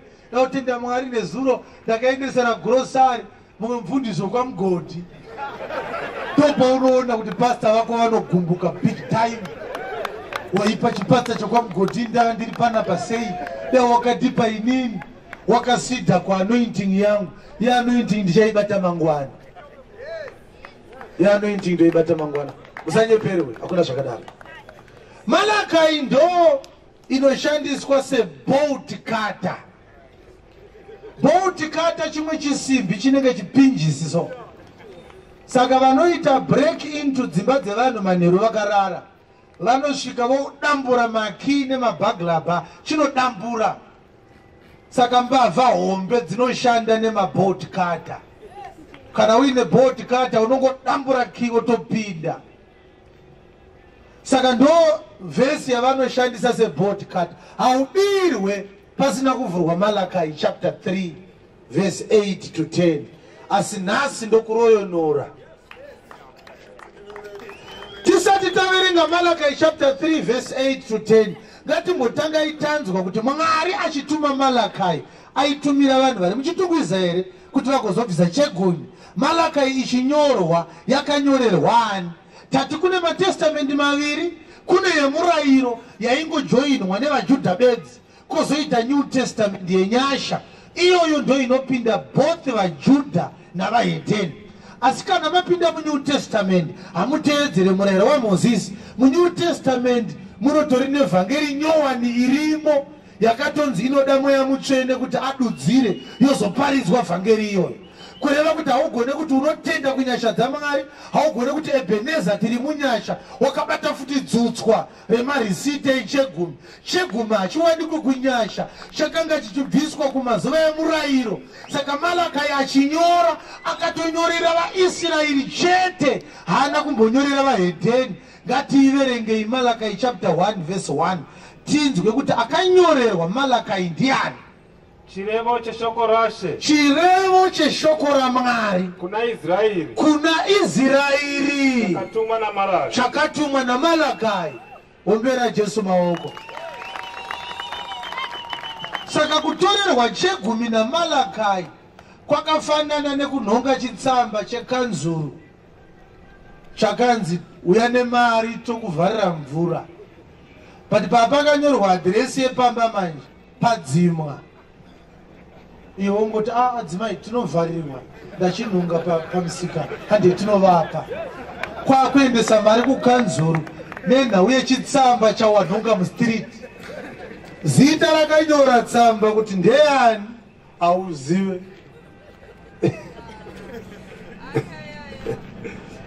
Muri kuverengerwa Malachi iri kutonzi naMalachi chirevo chakatumwa neshoko raMwari kuna Israeli. Asi akatumwa nacho ari Malachi. Iwe ndiwe Israeli here iwe. Chiverenga chapter 2. Ingoverenga chapter 2 zvishoma. Ndozvatinoita toda kuti tuone context. Nekuti tsamba kana ichiverengwa haingatangire pa chapter 3 iyo ine chapter 1 ne 2. Toda kuziva kuti Mwari ainyatsotaura nani mubhuku yaMalachi. Ndozokuratidza kuti haufanire kubvisa chegumi kana isu kuchechikweda tori chegumi isu. Ndaane more than 7 years njiparidza. Asana mbobata mari chegumi muruoko rwangu kana one day. Ndakatombonzi nawangu amai ndida kugona ndikupe chegumi changu ndikati amai. Siana nazvo zvamatanga izvi. Imbodzidza ishoko. Musade kuita kunge munoda kupa stereki. Inuri confused. Izvo zvimumwari kutoti mumusoro make zvino kana chegumi chacho chisingabviswe basa raMwari rinofamba sei iwewe. Ndiwo ungade kutsvaga kuti basa raMwari rinofamba sei iwewe. Unoriziva kwarakatangira iwe. Ha? Iwewe so. Ungati kurida basa raMwari racho. Hanzi rinozofamba sei. Malachi chapter 2 verse 1. Zvino imi vaprista chinzwai. Imi vaprista is ukunzwa nawo yacho. Malachi achinyora akanga ati ndiri kunyorera Israel. Israel ndiye akanga ine vaprista. Vaprista vari kurehwa vana vaAaron. Ndo vainyorerwa chapter 2 manje. Zvekuti ukaitarisa manje uyai pano imi. Ukaitarisa Malachi chapter 3 yakanyorwa Mwari achiti church ya Israel ine vana vaJacob, asi church yacho inotungamirirwa nevaprista. Saka ita akabata vaprista obata church, akabata vatungamiriri vechurch obata church yacho.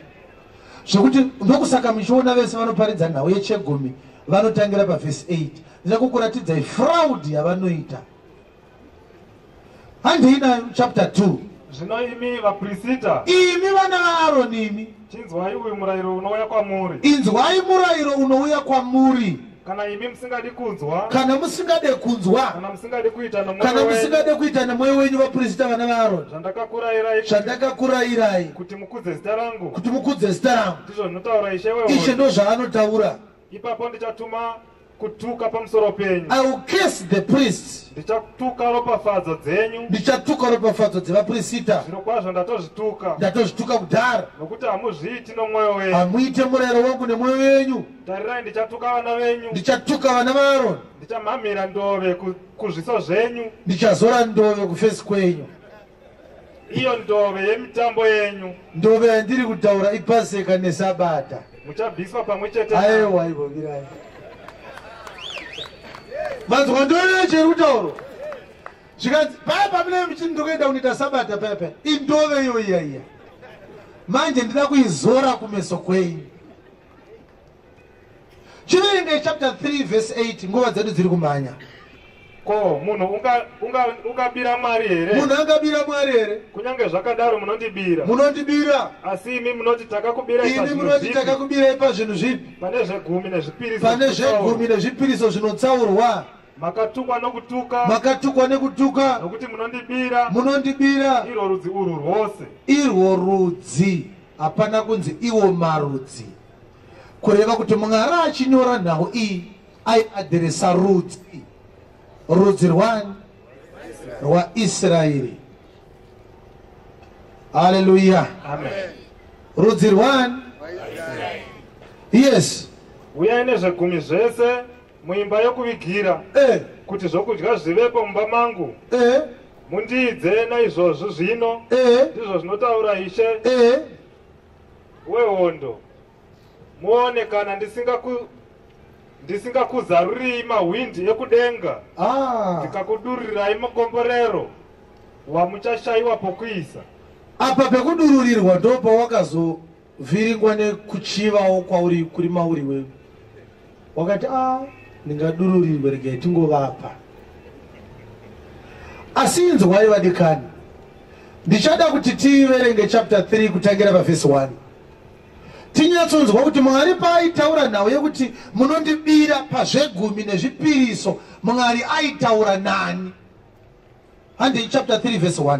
Apa tangobata bedzi mavhesi anovhurwa nematsotsi achikuvharirai maclues amungadai makaona kuti nhau yechegumi haisi yedu nhau yechegumi. Hallelujah. Vanongotangira pakuti munondibira uyai nezvegumi ndokuvhurirai mahwindo motonzi you receive. Vana guti vanobva vati chegumi ijurawo yekuti kana waita pfuma yako udya haupinde.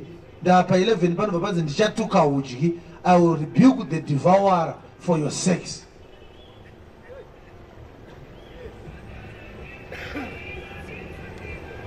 Matsotsaya vese zvavo wese anotora chegumi itsotsi.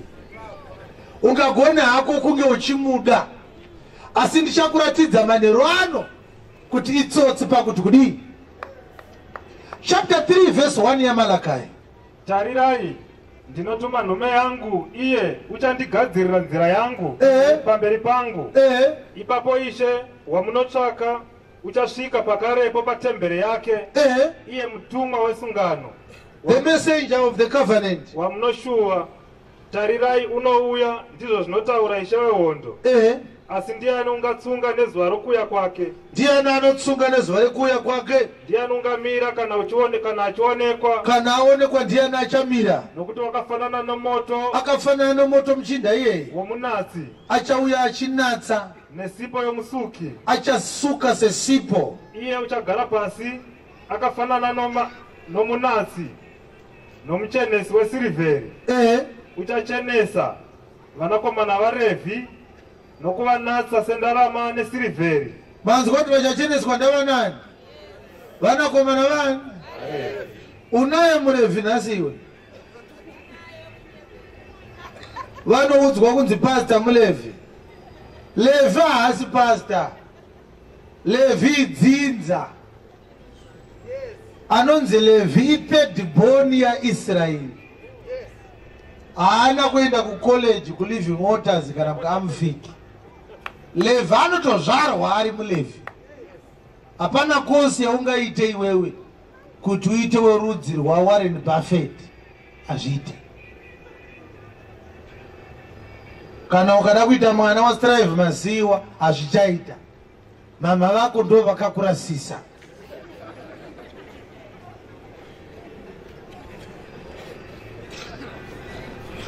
Yes.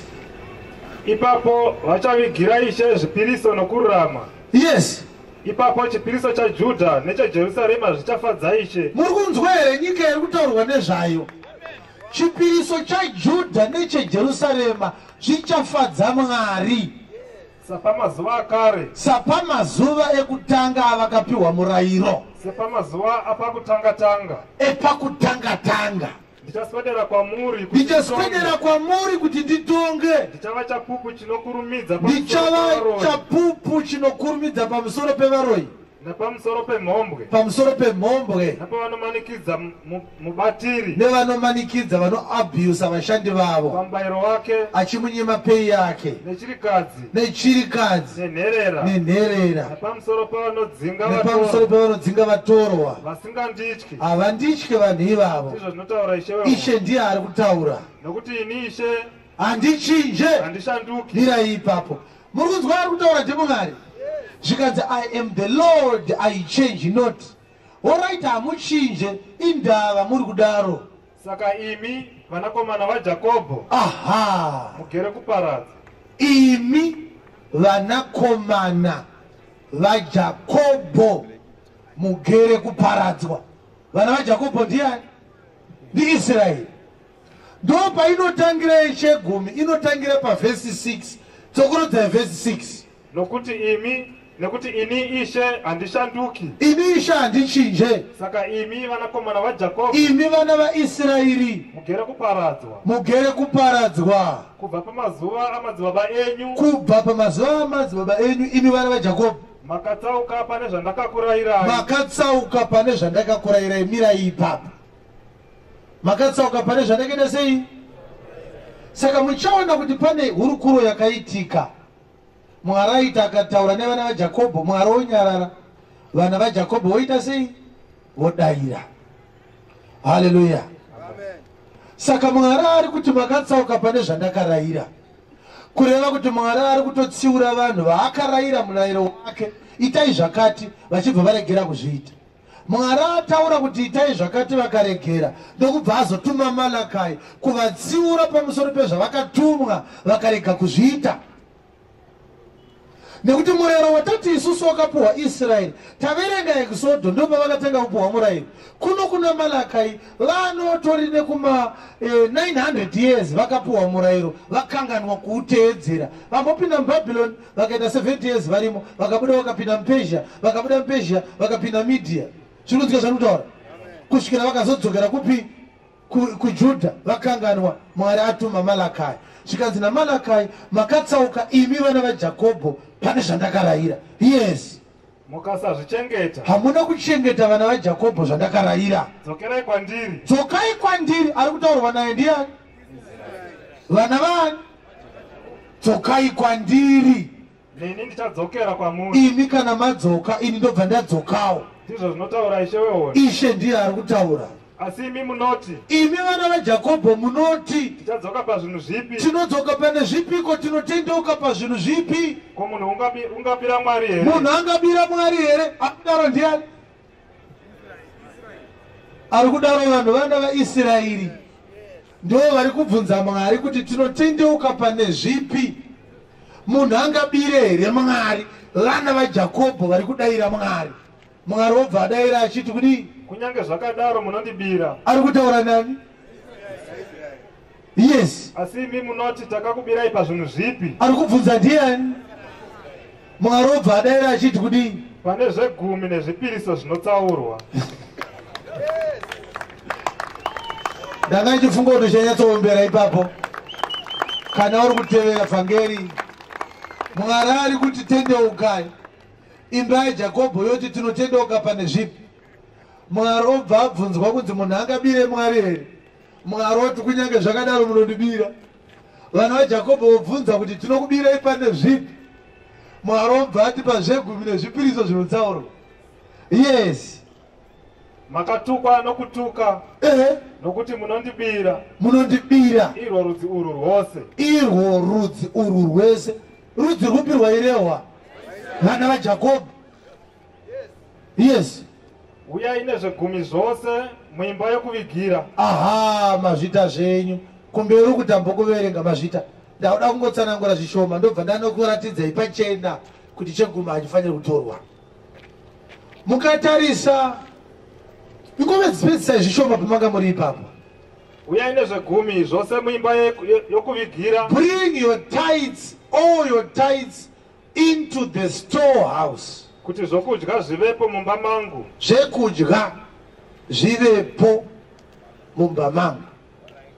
Nekuti muhistory yekubviswa kwechegumi muBhaibheri hakuna akambouya nemari.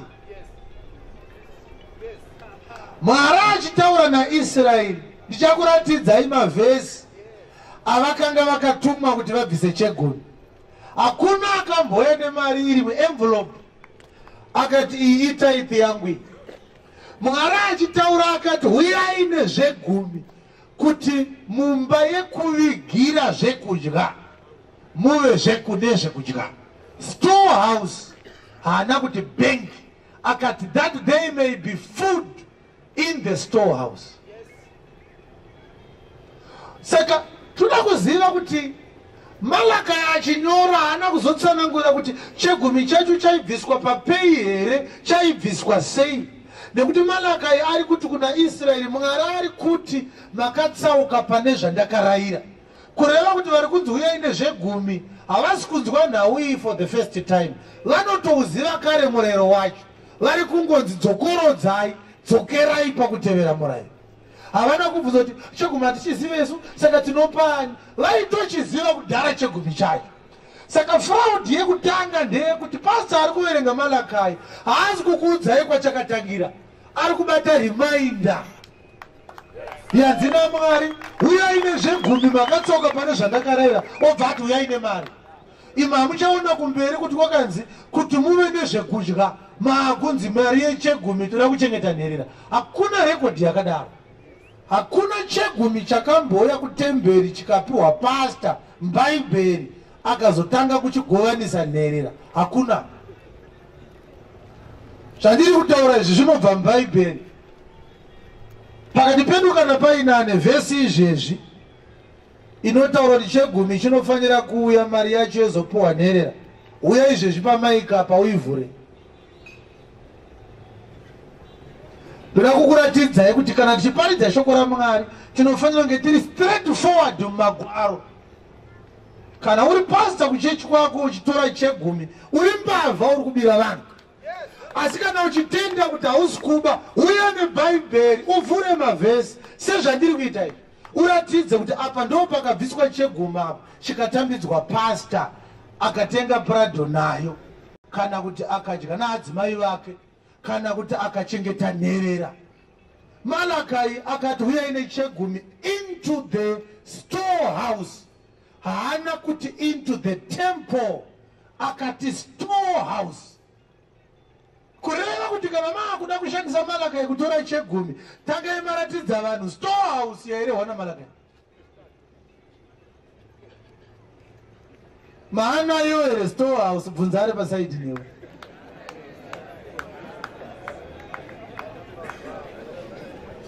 But ngatinzwei kuti iye Mwari musi waakarayira kuti chegumi chibviswe akanga ati chinobviswa sei. Apa ndo pandakati nezuro uye nebhuku kane Bhaibheri uchipotawo uchivhura, uya uchivhurawo ichiverenga uchivhura, nekuti nyaya yekungotenda wakangomira usina pauri kuvhura ndoya saka wabirwa mari zvekuti ungadai wakatotenga stand izvezvi nekuti hauna chaunoziva, unongotenda kuti munhu akatopfeka sutu inopenya atotumwa naMwari.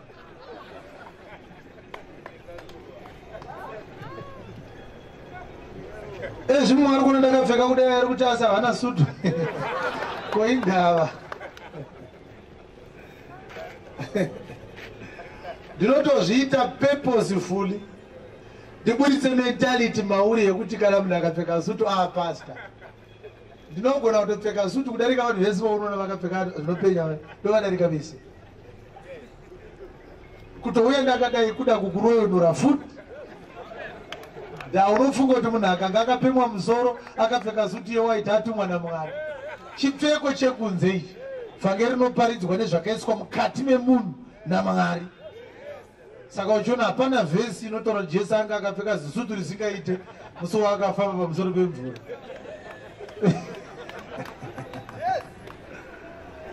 Leviticus chapter 27 verse 30 ichatitaurira kuti Malakai paakaudza Israeri kuti vakanga vatsauka pamurero vakanga vapiwa wokuti vabvise chegumi, iwo murero wacho wokubvisa chegumi wakambenge uchinyatsoti kudii, nekuti Malakai haitaure mena inobviswa chegumi nayo, inongorimainda bedzi kuti chegumi ngachibviswe. Ndavairimaindwa vakanga vachiziva murayiro wacho wokuti chegumi chinobviswa sei. Saka matsotsi aya haabate mirayiro inoti chegumi chinobviswa sei, anobata reminder, ndareminder inoita seiri ambiguous and vague. But mavhesi anotaura kuti chegumi chinobviswa sei uye kuti chakanga chiri chemari here, sezvamuri kutorerwa mari imi, hakuna akambobvisa chegumi chemari muBhaibheri. Ichokwadi here? Ndo panodiwa vhesi manje 27:30 dzaLeviticus. Zvegumi zvese zvenyika, zvegumi zvese zvenyika aitaurirwa apa ndiani? NdiIsraeri. kana zviri zvembeu dzenyika, hapana mabondikoini kapa, mbeu dzemumunda kana michero yemiti ndezvaishe. zvitsvene kunashe. Zvegumi zvanga zviri zvembeu dzemumunda nemichero yemiti, chibage, nzungu, nyimo, mapfunde, zviyo, mazambiringa, michindwe, maolive, wheat kana kuti makotopeya. Asi vhesi yakaipa matsotsi haide, nekuti matsotsi anoziva kuti ukaiziva iwewe ucharega kuuya nemari, woya nesaga rakazara magwavha uchiti ndauya nechegumi changu. Saka havatombobva vakakuratidza vhesi iyoyi, woperera Jesu maoko.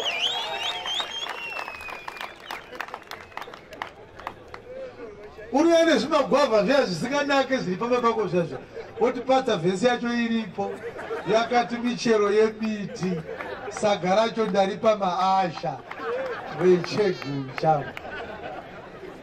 Havambobva vakakuratidza, ndofunga uri kutoshamiswa nayo, uri kutoinzwa for the first time, nekuti ine handina kuuya kuzokubira, ndauya kuti iwe uponeswe.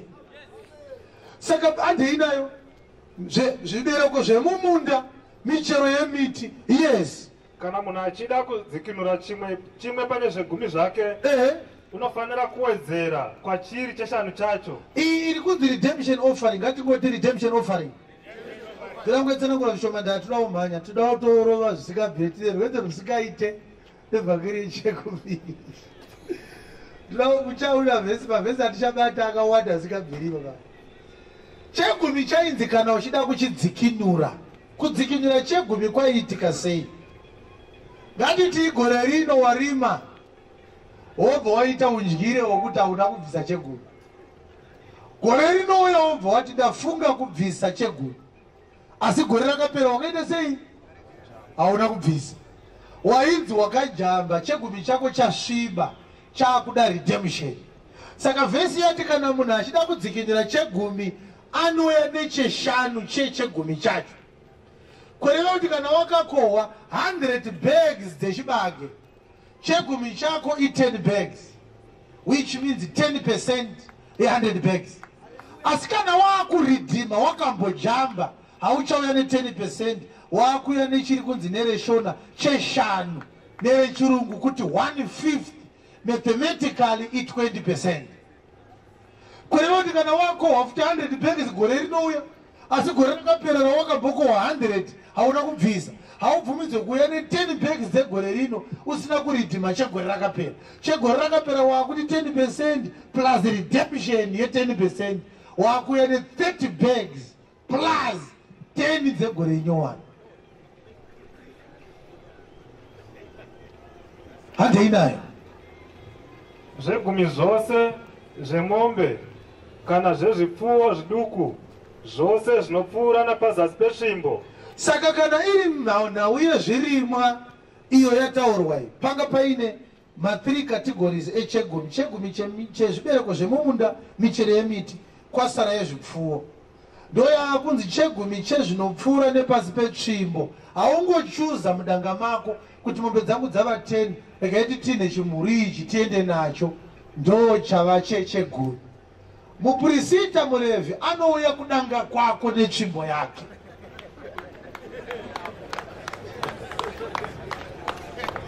Kana auya padanga pako ovhura danga iwewe, oisa tsvimbo pamusoro pedanga, padhore danga, iwe chako kungodziti buda buda buda buda, dzobuda dzichipfuura nepasi petsvimbo. 1 2 3 9 yechi10 yapfuura iri yechi10 pasi petsvimbo yatoo yechegumi. Kana rikazi ndiro dhonza rinodhonza gejo iro hapasina. Kana dziri huku anongomirawo pamberi pechirugu, huku dzichibuda achiverenga yechi10 yega yega yatova yechegumi. Ndizvo kumbudzi, ndizvo kumakwai.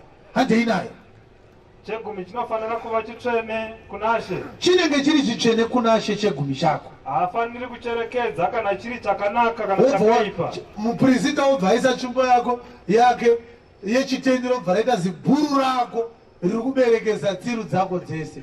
Oti aiwa bhuru rangu haringaende, ndakuda kuchinjanisa bhuru neimwe mhou isisiri kunyatsobereka zvakanaka.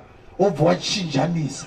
Chii chinoitika ukachinjanisa? Kana kuchitsinhanisa nechimwe. Ukatsinhanisa bhuru riri kuberekesa mombe dzako neimwe mhou yaakurwara.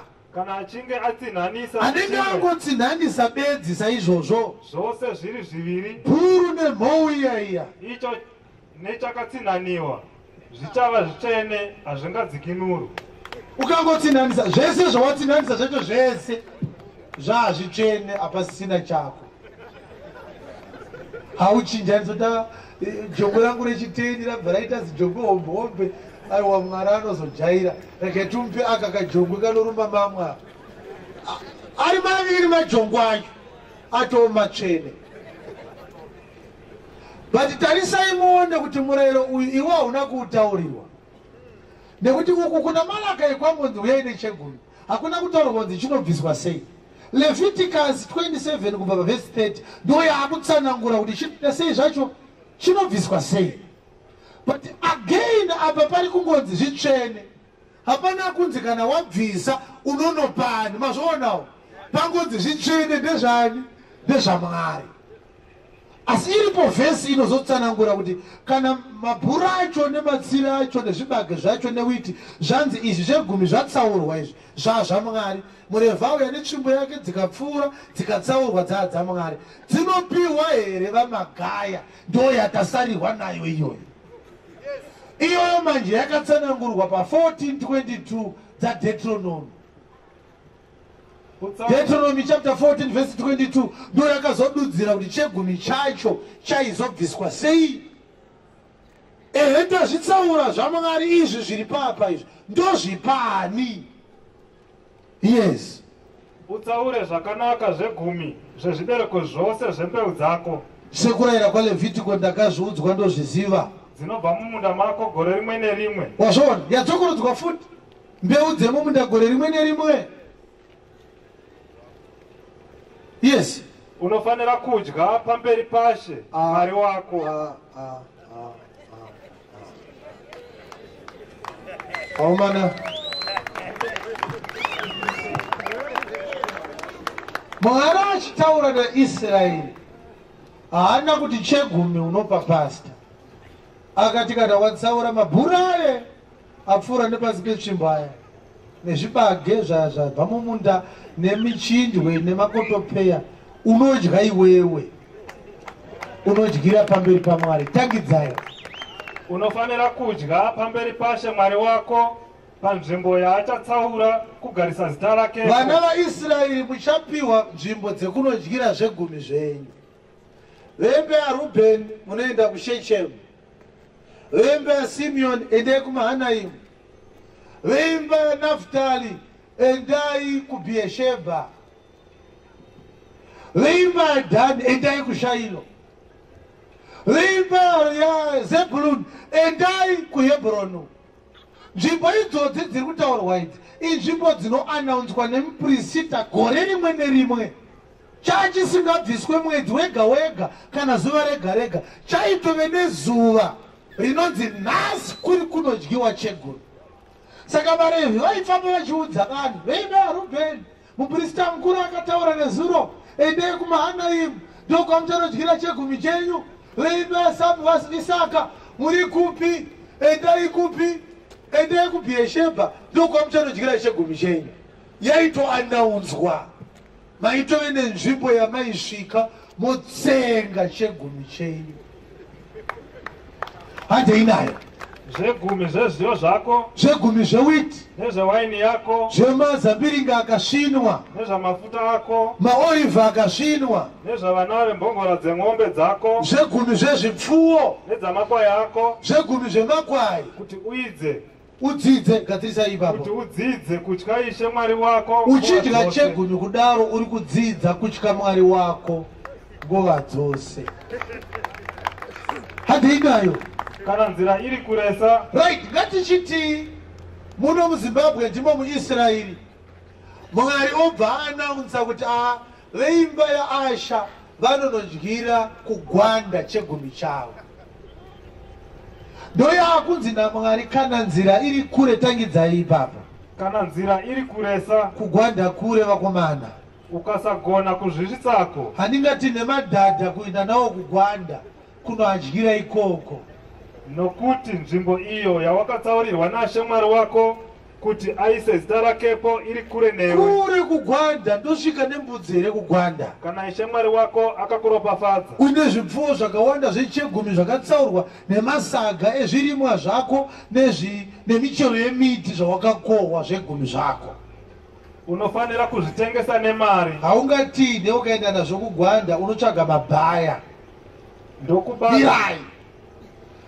Only moment yawaigona kunge uine mari pachegumi waiwana kana watengesa zvipfuwo, michero kana zvirimwa, nekuti kwauri kunzi unochidyira kwaita sei. Saka unotengesa, ndine 10 tons dzechibage changu chechegumi, woita 3000 yako. Handine mombe namakwai 15000 yako, wobata 18000 mumaoko yechegumi chako. Ouya nayo here wopa muprofita. Ndokubata mari mumaoko ako. Mari unobata iwewe. Ugoenda kunzvimbo ichatsaurwa naShe Mwari wako. Woenda kugwanda kwawanzi unonodyira ikoko. Ndokutenga nemari iyo. Unotenga chii? Unotengera here Pastor Sutunyowani zvose zvinodikanwa nemwoyo wako. Unotenga zvinodiwa nemwoyo wako. Kana mombe, kana uchida kutenga mombe tenga. Kana makwai, kana uchida kutenga makwai tenga ugoche. Kana waini, kana uchida kutenga waini, majusi emazambiringa akasvinwa tenga. Kana zvinobata musiwo doro chairo wainzi kana uchida kutenga tenga. Kadhi rako uchida kuti udye chegumi wotenga doro pamberi paMwari. Yes. Kana zvose zvinoreva mwoyo wako kwauri. Chero chinodiwa nemwoyo wako udyirepo udye uri ipapo pamberi pashamwari wako unodyira pamberi pashamwari wako ufare iwe nemhuri yako ufare iwe nemhuri yako uye murevhi uri mukati memasuo ako uyo murevhi uyo wokutambanudza tsvimbo uya anoitwa sei usamukangano unotoitawo kurangarira nokuti haana mugove kana nhaka wotomuti bata iwo kachitaka kandagochaka ngatitsengei tese saka waitoendawo naye unopakurirwawo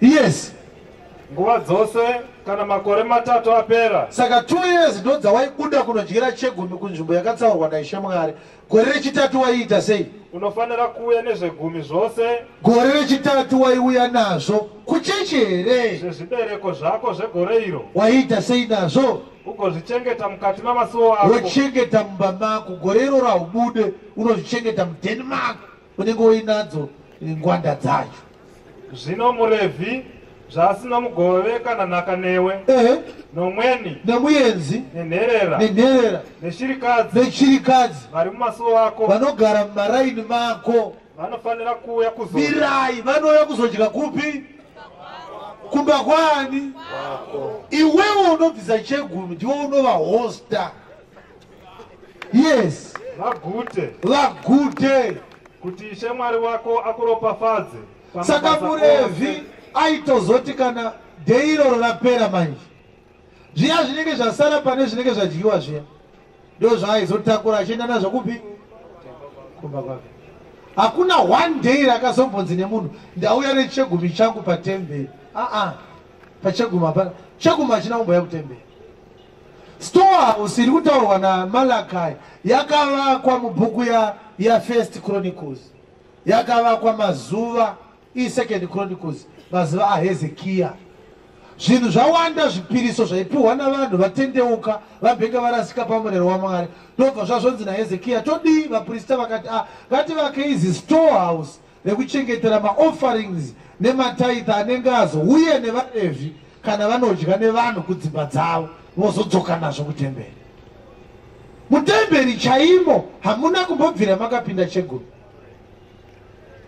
iri ndiro shoko rechokwadi randiri kukuparidzira iri ndiri kudzvikira vadikani chinosaka pasita wako asakuverengera mavhesi aya ukasvinuka uchaburitsa anoda kuti urape uchiverengerwa Malakai kari kachigwishu kevhesi kasingakuratidza kuti ndiani aitaurwa zvakanga zvafamba sei koinda ari kunzi ngaadzoke pane zvaanga akatarayirwa zvii zvakamborayirwa Jakobho zvaakunzi ngaabvise chegumi achiteedzera ndo zvatakuverengera izvi hakuna munhu akamboya nechegumi akapapasta kudai mubhaibheri hakuna munhu wega aibvisa chegumi ndiye aidya chegumi chake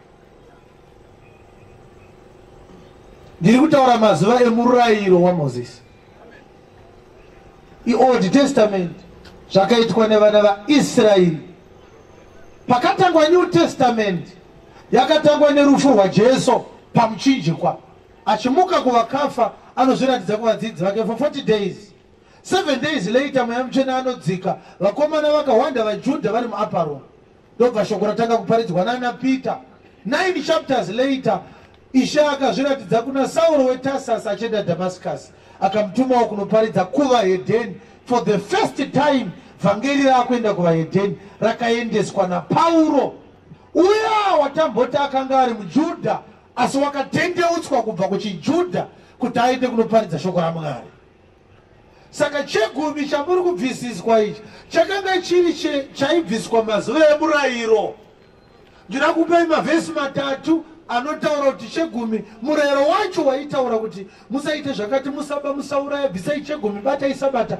uchiripo here murayiro iwoyo is the law of Moses still functional we need scriptures to answer that question chapter 10 of the book of Romans verse number 1 to verse number 4 hama dzangu kuda kwamwoyo wangu nokukumbira kwangu kuna Mwari unokumbira kuti pamusoro pehama dzako vaIsraeri pamusoro pavo ndiko unokumbira kuti reshona rakati pamusoro pavo asi kana ukaverenga rechirungu izvezvi wakanditarisa iwe unoona kuti Pauro akati upon concerning Israel ainyora pamusoro pevaIsraeri pana akavhura bhaibheri anosimudza ruoko kuti kutaura chokwadi tinakona kuti vari kutarisa mubhaibheri avo vangana hapana kana akavhura bhaibheri kuenda amine chivindi chakadaro ko ndikakunyeperai munoita sei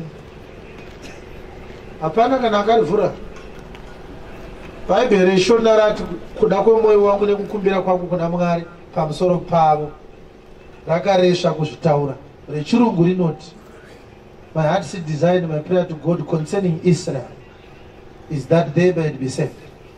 Saka parikudzi pava apa ndo pandinoti pagadziriswe panyatsobuda kuti aitaura pamusoro paIsrael.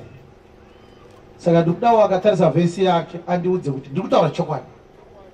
Simudza ruoko kana waiwana vhesi iyoyo. Pakanzi Israel handiti? Ndiani mumwe avhura vhesi yake pakanzi Israel. Kunoku ndiani avhura vhesi yake pakanzi Israel handiti? Chibvisai pavo ipapo mise Israel ndiri right. Tangidzai. Hama dzangu, kuda kwemwoyo wangu nokukumbira kwangu kuna Mwari pamusoro pavaIsraeri. Pamusoro pevaIsraeri vaya vakabhenge vakapiwa murayiro vaya akuvakumbirira kuna Mwari indava ndiko kuti vaponeswe. Ndinoda kuti vadai vaIsraeri vaite sei? Ivo vaine murayiro vari kunzi dai vaponeswa. Nekuti murayiro hauna kugona kuita sei? Kuvaponesa.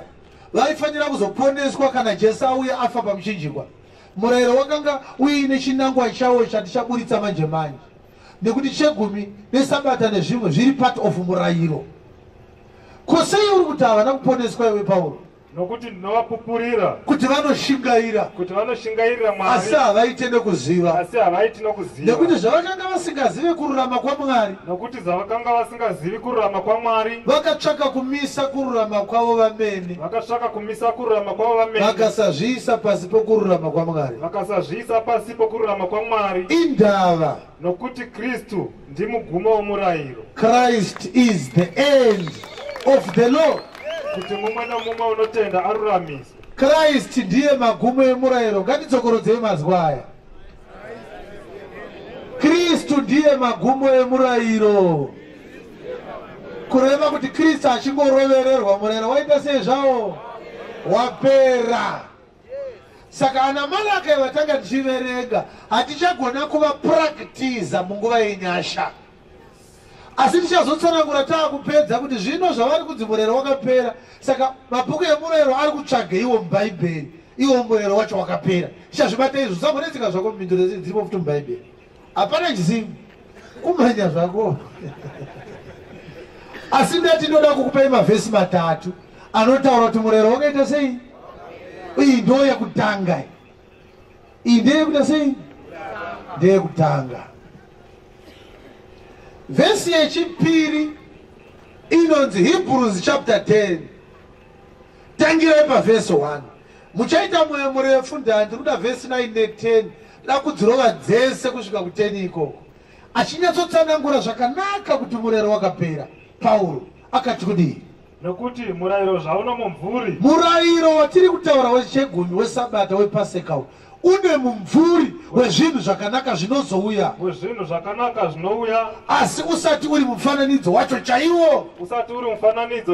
Hautongogoni kunatsa vanoswedera kuna Mwari naizvo zvipiriso zvavanoudza gore rimwe nerimwe. Hautongogoni kukwanisa avo vanoswedera gore rimwe nerimwe naizvo zvibayiro zvavanounza. Nekuti dai zvakanga zvakadaro vakangadai vasina here kuguma kubayira. Dai zvakanga zvakadaro zvingadai zvisina kupera kubayirwa here. Handei nani? Nokuti vanonamata. Vanonamata. Gadzirisai toni yenyu ipapo. Nokuti vanonamata. Yes. Kana vakanga vanatswa kamwe chete. Vangadai vasina kuzoyeuchidzwa zvitadzo zvavo. Vangadai vasina kuzoyeuchidzwa zvivi zvavo. Asi nezvibayiro zvavanoudza gore rimwe nerimwe. Asi nezvibayiro izvozvi vanoyeuchidzwa. Vanoyeudzirwa zvivi gore rimwe nerimwe. Kureva kuti ukateedzera murayiro uri kuyeuchidzwa zvitadzo zvako.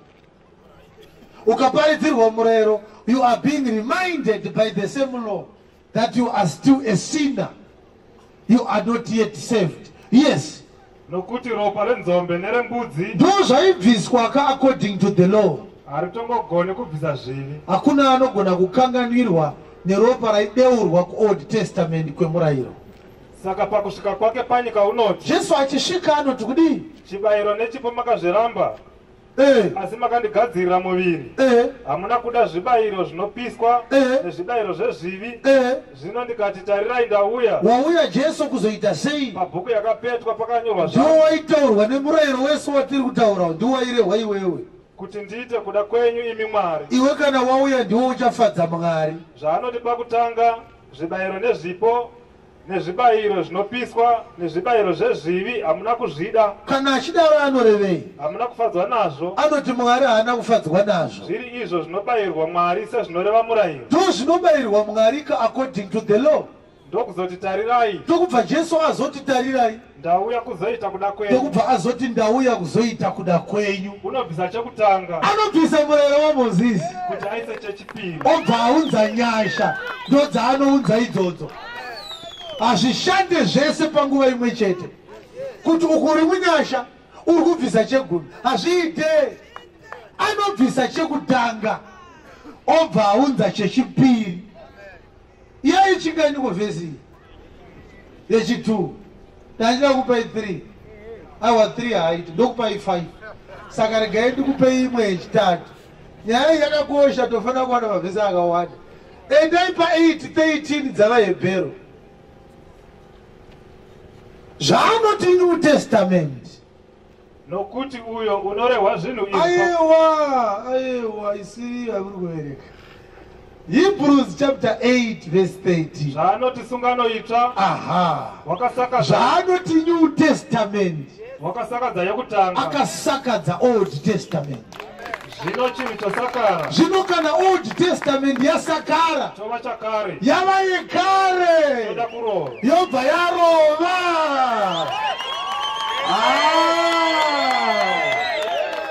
Umbera Jesu maoko, umbera Jesu maoko. Kureva kuti chegumi chakapera. Pati vhesi yechitatu toda kupai mashanu. Ngatiwanei imwe 7:11 dzavaHebheru. Anoti iwe zvino kana kukwaniswa kwakanga kuripo nenzira yeuprista hwaLevhi. Naizvozvo kana kukwanisa kwaivapo nenzira yeuprista hwaLevhi. Rechirungu rinobva rati for under it the people received the law. Kureva kuti nekuti vanhu vakapiwa murayiro nekuda kwawo. Nokuti vanhu vakapiwa murayiro nokuda kwawo. Tangidzai. Naizvozvo kana kukwaniswa kwaivapo nenzira yeuprista hwaLevhi. Vanhu vakakomborerwa nekubvisa chegumi chemurayiro. Nekuti vanhu vaIsraeri vakapiwa chegumi kuti vachibvise nekuda kweuprista hwaLevhi. Kureva kuti Mwari achiudza murayiro haana kuti munhu wese ndiye anouparidza. Akanga ari authorized kuparidza the law of Moses ndiLevhi chete. Tegidzai. Naizvozvo kana kukwanisa kwaivapo nenzira yeuprista hwaLevhi. The Levitical priesthood could not make people righteous as concerning conscience. Nokuti vanhu vakapiwa murayiro nokuda kwavo. Because Levi was the custodian of the law of Moses. Komumwe muprista. What need was there that another priest should arise of the order of Melchizedek and not from the order of Aaron? Komumwe muprista waifanira kuzomuka seiko unorudzi naMelchizedeki asinganzi unorudzi naAroni. Kana Levitical priesthood yakaruramisa vanhu, sei kwakazouya mumwe muprista asinganzi ndiwo rudzi rwaAroni asi anonzi ndiwo rudzi rwaMelchizedeki? Nekuti Jesu muprista worudzi rwaMelchizedeki panyama chaipo haabve kuimba yaLevhi, anobva kuimba yaJudha. Levhi ndiye akanga achitori mukoma waJudha panyama. Akanga ari first born Reuben, kuchiuya Simeon, kuchiuya Levhi, kuchizouya Judha. Mwari ndokubva ari kuruta Levhi akati Levhi ndiwo uchaita muprista mutemberi yangu, ndiwo uchaparidza murayiro. Saka Pauro akukombera Old Testament neNew Testament. Anoti Old Testament yaive neuprista hwaAroni hwaLevhi, but New Testament ine uprista hwaKristu anobva kurudzi rwaMelchizedeki pamweya. Saka ari kuti dai vanhu vakaruramiswa neuprista hwaLevhi, sei kwakazomuka mumwe muprista anobva kuna Melchizedeki asingabve kuna Aroni, nekuti aiparidza murayiro ndiLevhi. Yes, nokuti kana uprista uchishandurwa. Hanzi naPauro Mwari aona kuti Levi atadza kururamisa vanhu, akadzinga Levi basa, akati ndakuchinja uprista, ndakubvisa Levi ndoisa Kristu. Saka uprista hwakaita sei? Hwakachinjwa. Chii chakazoitika pakachinjwa uprista? Nomurayiro unofanira kuti ushandurwewo.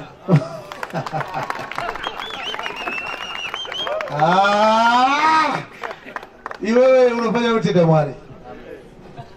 Saka Levi ndiye aiparidza murayiro anditi? Akaita sei Levi? Akadzingwa basa. Adzingwa ndokubva anzi mufana, ibvo waenda nemurayiro wako. Hapana anosara achiuparidza murayiro. But John hanga akasimba, ngatikoti John hanga akasimba. John akati zvekutsanangura zvinoda Pauro ichangoidhidha ndobva ndaenda. 1:17 dzaJohani. John akati kudii? Nokuti murayiro wakapiwa naMozisi. Zvikanzi naJohn murayiro akauya nawo ndiani? NdiMozisi. Nyasha nezvokwadi zvakauya naJesu Kristu. Uri kuona here kuti Jesu akauya nenyasha nezvokwadi, akauya nemurayiro ndiani? Saka iwe wakaponeswa naMozisi here?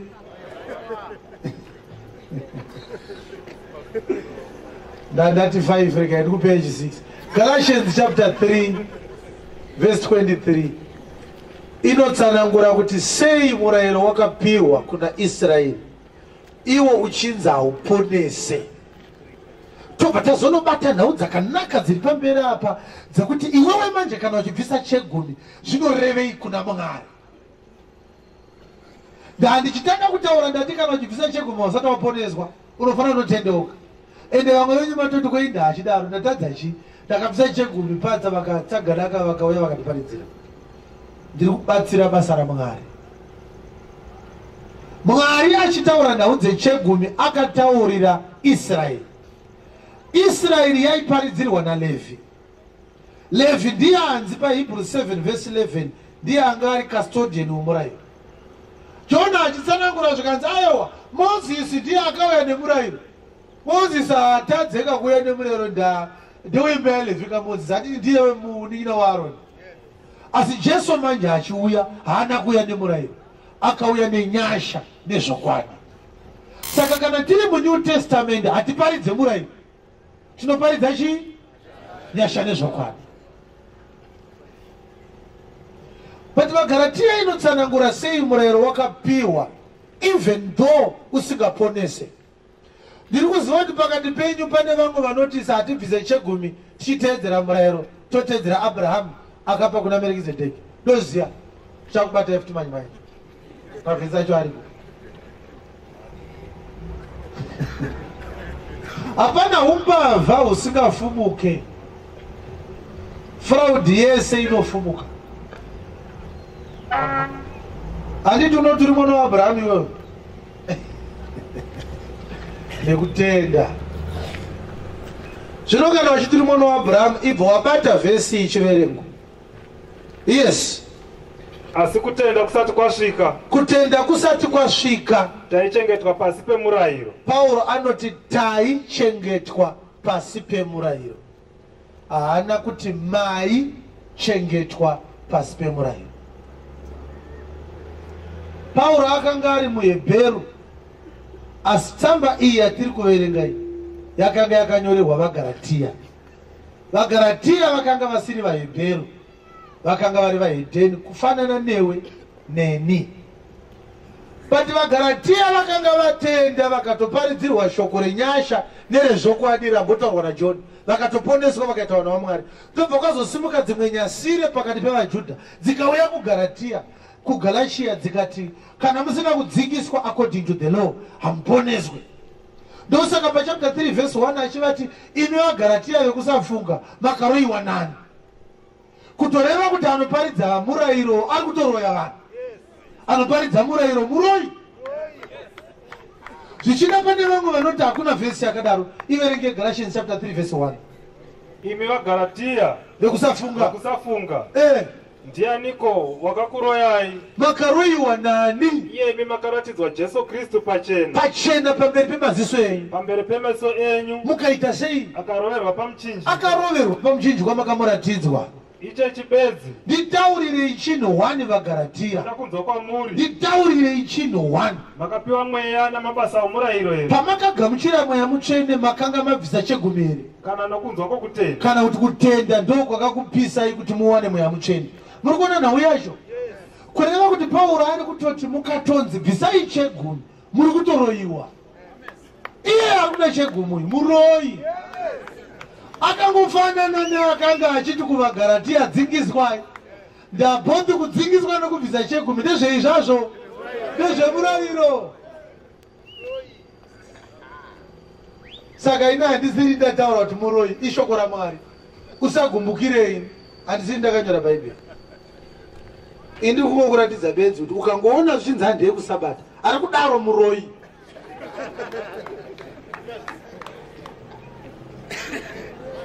Hauna kuzvijaira akakuparidzirwa shoko raMwari riri as this bold.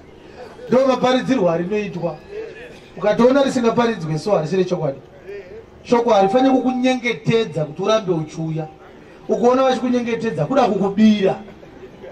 Da ukaramba uchiuya vanozokutorera. Zvinoisa hatikunyengetedzi, tokutaurira chokwadi. Ndavhangeri randikuparidzai ndiyo yega inokupa kuponeswa.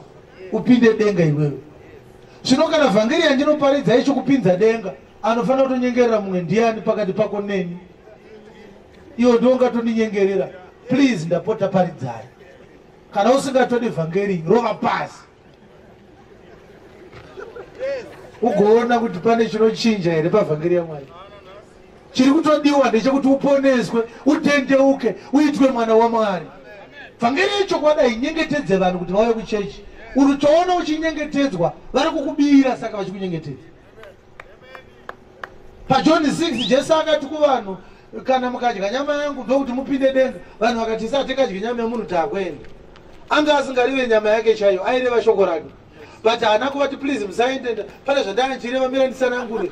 Akatosara achiti kuna Peter, kana muchida kutenda wendai futi. Peter ndiye akatozoti tinoenda kupi? Ndimi mune shoko reupenyu. Jesu anga asinganyengerere vanhu. Hatikunyengerere isu.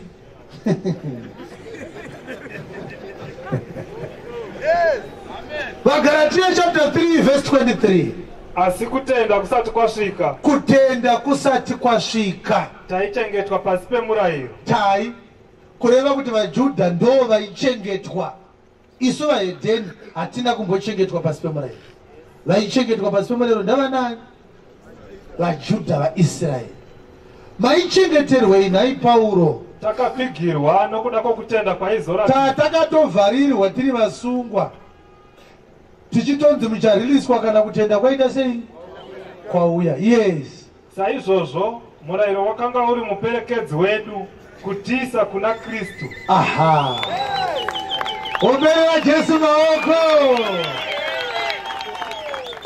Murayiro wakanga uri a school master. Uchiperekedza vaJudha kunovasvitsa kunani? Saka Kristu ndiye kutenda kwakanga kusati kwauya. Handiti wazvorotati kutenda kusati kwasvika. Ndobva azoti murayiro waitiperekedza kunosvika kunani? Kureva kuti Kristu ndiye kutenda kwacho. Saka murayiro wakapuwa vaIsraeri vakadzi apfana, hamuponeswe nemurayiro. Murayiro anongokuperekedzai. Kukusvitsai panani? Handei nayo. Kuti tiruramiswe nokutenda. Mururamiswe nekutenda, kwete nemurayiro. Mururamiswa naKristu, kwete nemurayiro. Yes. Zvino kutenda zvakwakasvika. Kristu zvaakazosvika. Hatichiri pasi pemuperekedzi. Wainzwa vhangeri yacho? Kureva kuti Kristu achingosvika bedzi, vanhu havachateperekedzwa nechii zvavo?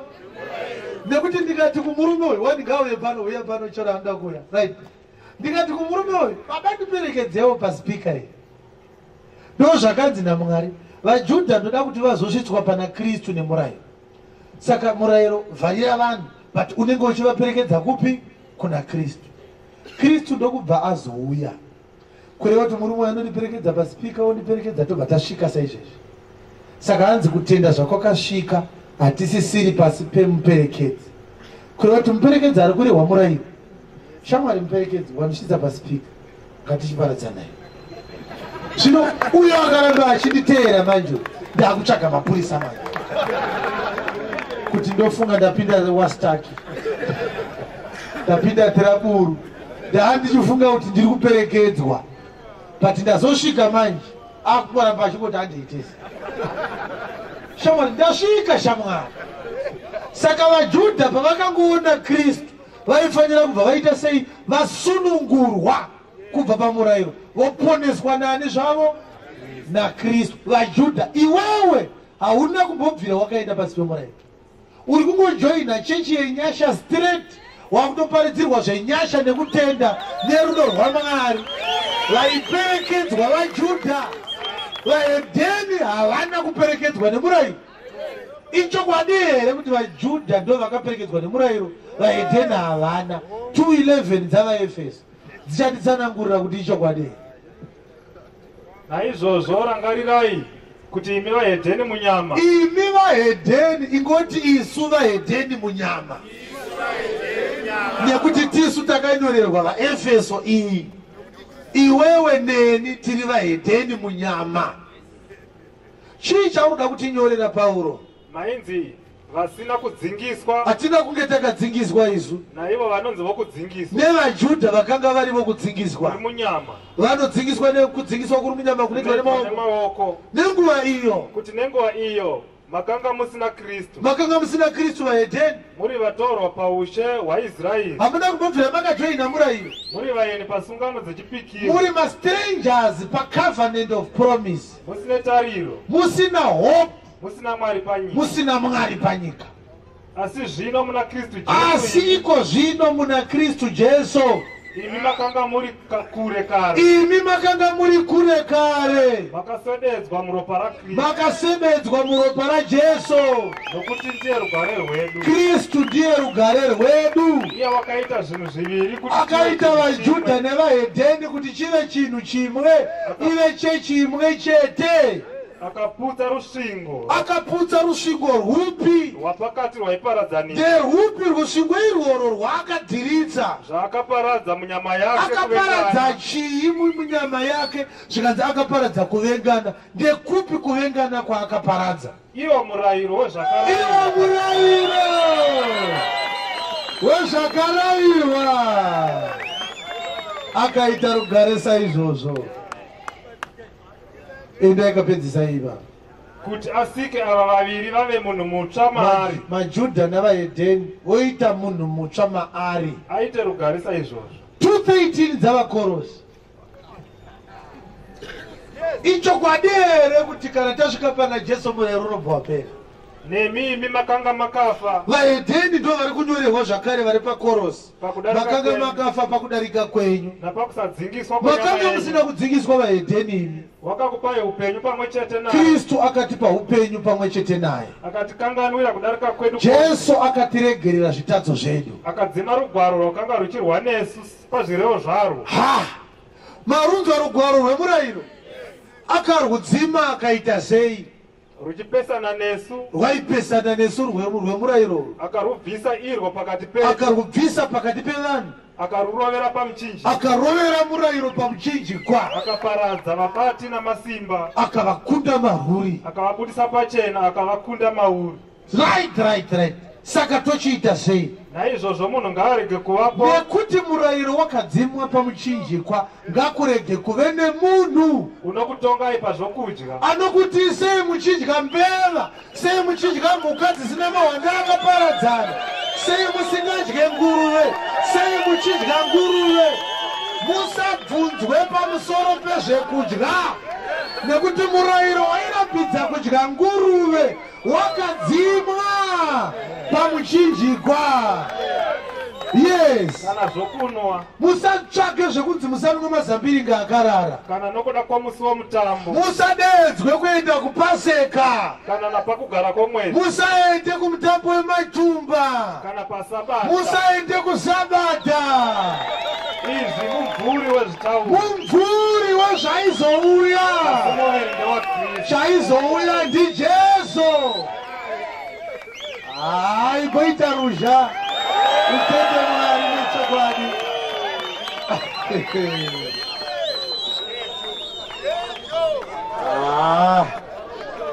Bhaibheri rinonaka. Utsambofa zvako wakabvisiswa chegumi shamwari. 23 dzaMateo. Jesu akati kudii pamusoro pechegumi. Mune nhamo vaFarisi navanyori. Mune nhamo imi vanyori navaFarisi. Muri vanyengeri. Vanyengeri. Taita sei? Nokuti munopa chegumi cheminte. Wainzwei. Vane nhamo vanoita sei? Vanobvisa chegumi cheminte neanise nekumini muchirega kuteedzera zviga zvikuru zvemurayiro. Muchirega zvinhu zvikuru zvemurayiro. Mai zvinoti kururamisira mhaka nengoni nekutendeka. Izvi maifanira kuita izvozvo. Maifanira kuzviita izvi nekusarega kuita izvozvo. Nokusarega kuita izvozvo. Imi vatungamiriri vakapofomara. Imi vatungamiriri vakapofomara. Munomimina runyunyu. Muchimedza ngamera.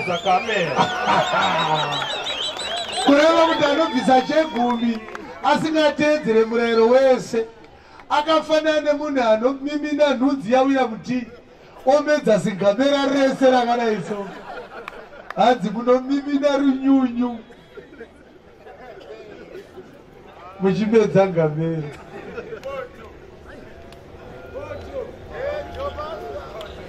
$319 dzavaroma.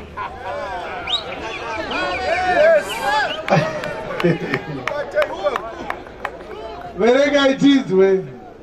Zvino tinoziva kuti zvose zvinorehwa nomurayiro. Unozvitaura kuna vose vari pasi pemurayiro. Unozvitaura kuna vose vari pasi pemurayiro. Tokorodzai. Zvino tinoziva kuti zvose zvinorehwa nemurayiro. Chero chinenge chataurwa nemurayiro tangidzai. Zvino tinoziva kuti zvose zvinorehwa nemurayiro. Ngatingoti zvese zvinorehwa nemurayiro. Zvese zvinorehwa nemurayiro. Kureva kuti wedha isabata, wedha kudzingiswa, wedha ichegumi, wedha ipentecost, zvese zvinorehwa nemurayiro. Zvinoita sei zvinorehwa nemurayiro? Unozvitaura kuna vose vari pasi pemurayiro. Zvese zvinorehwa nemurayiro zvinongotaurirwa bedzi vari pasi pemurayiro. Alright, saka murayiro kana wataurwa chii chinoitika? Kuti miromo yavo yose idzivirwe. Wese anenge anzwa murayiro muromo wake unobva wavharwa. Nenyika yose ive nemhosva pamberi paMwari. Ukateedzera murayiro, ukanzwa murayiro uchiparidzwa, unobva wava nemhosva pamberi paMwari. Indava. Nokuti hakuna nyama ingaruramiswa pamberi pake nemabasa emurayiro. Hakuna nyama inoruramiswa pamberi paMwari nemabasa ei. Sei uchidaro? Nokuti zvivi zvinoziviswa nemurayiro. Ukatoteedzera murayiro zvitadzo zvako zviro zvatowanda. Zvotanga kubuda zvitadzo zvako. 7:9 dzavaroma. Ini ndaiva mupenyu kare kunze kwamurayiro. Murayiro usina kuparidzwa ndinda ndiri mupenyu. Asi mutemo uchizosvika. Murayiro uchingouya so. Zvivi zvakamuka. Ndobva zvitadzo zvamuka. Ini ndikafa. Ndobva ndafa. Nemutemo iwo waifanira kuisa kuupenyu. Murayiro waifanira kuraramisa vanhu. Takauona uchiisa kurufu. Wakatowanikwa uchiuraya. Nokuti zvivi zvakawana nzira nomutemo. Ukangowana murayiro unobvaona zvivi zvaakutowana. Zvikandinyengera, zvikandiuraya nawo. Murayiro unouraya. Iti kuda ari pasaidi pako murayiro unouraya. Ichokwadi here kuti murayiro unouraya nawo haiparidzwe nevhesi imwe chete. Dzinofanira kuita 2 kana 3. Ichokwadi here kuti murayiro unouraya.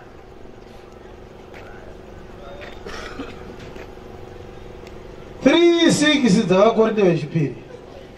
Iye wakatikwanisa kuti tive vashumiri vesungano itsva. Hanzi Mwari akatiita vashumiri veNew Testament. Isati iri yezvakanyorwa. Kwete zvakanyorwa pamahwendefa emabwe murayiro uri kurehwa. Asi yomweya. Asi tiri vashumiri vesungano yemweya. Nokuti zvakanyorwa zvinouraya. Zvakanyorwa zvinouraya. Asi mweya unopa upenyu. Mweya ndiye anopa upenyu. Vhangeri yakanaka ishamwari. Pane mamwe mavhesi maviri atofanira kuverenga futi. achatibatsira kuti kana waparidzirwa murayiro chii chinoitika. Why should you not follow the law of Moses?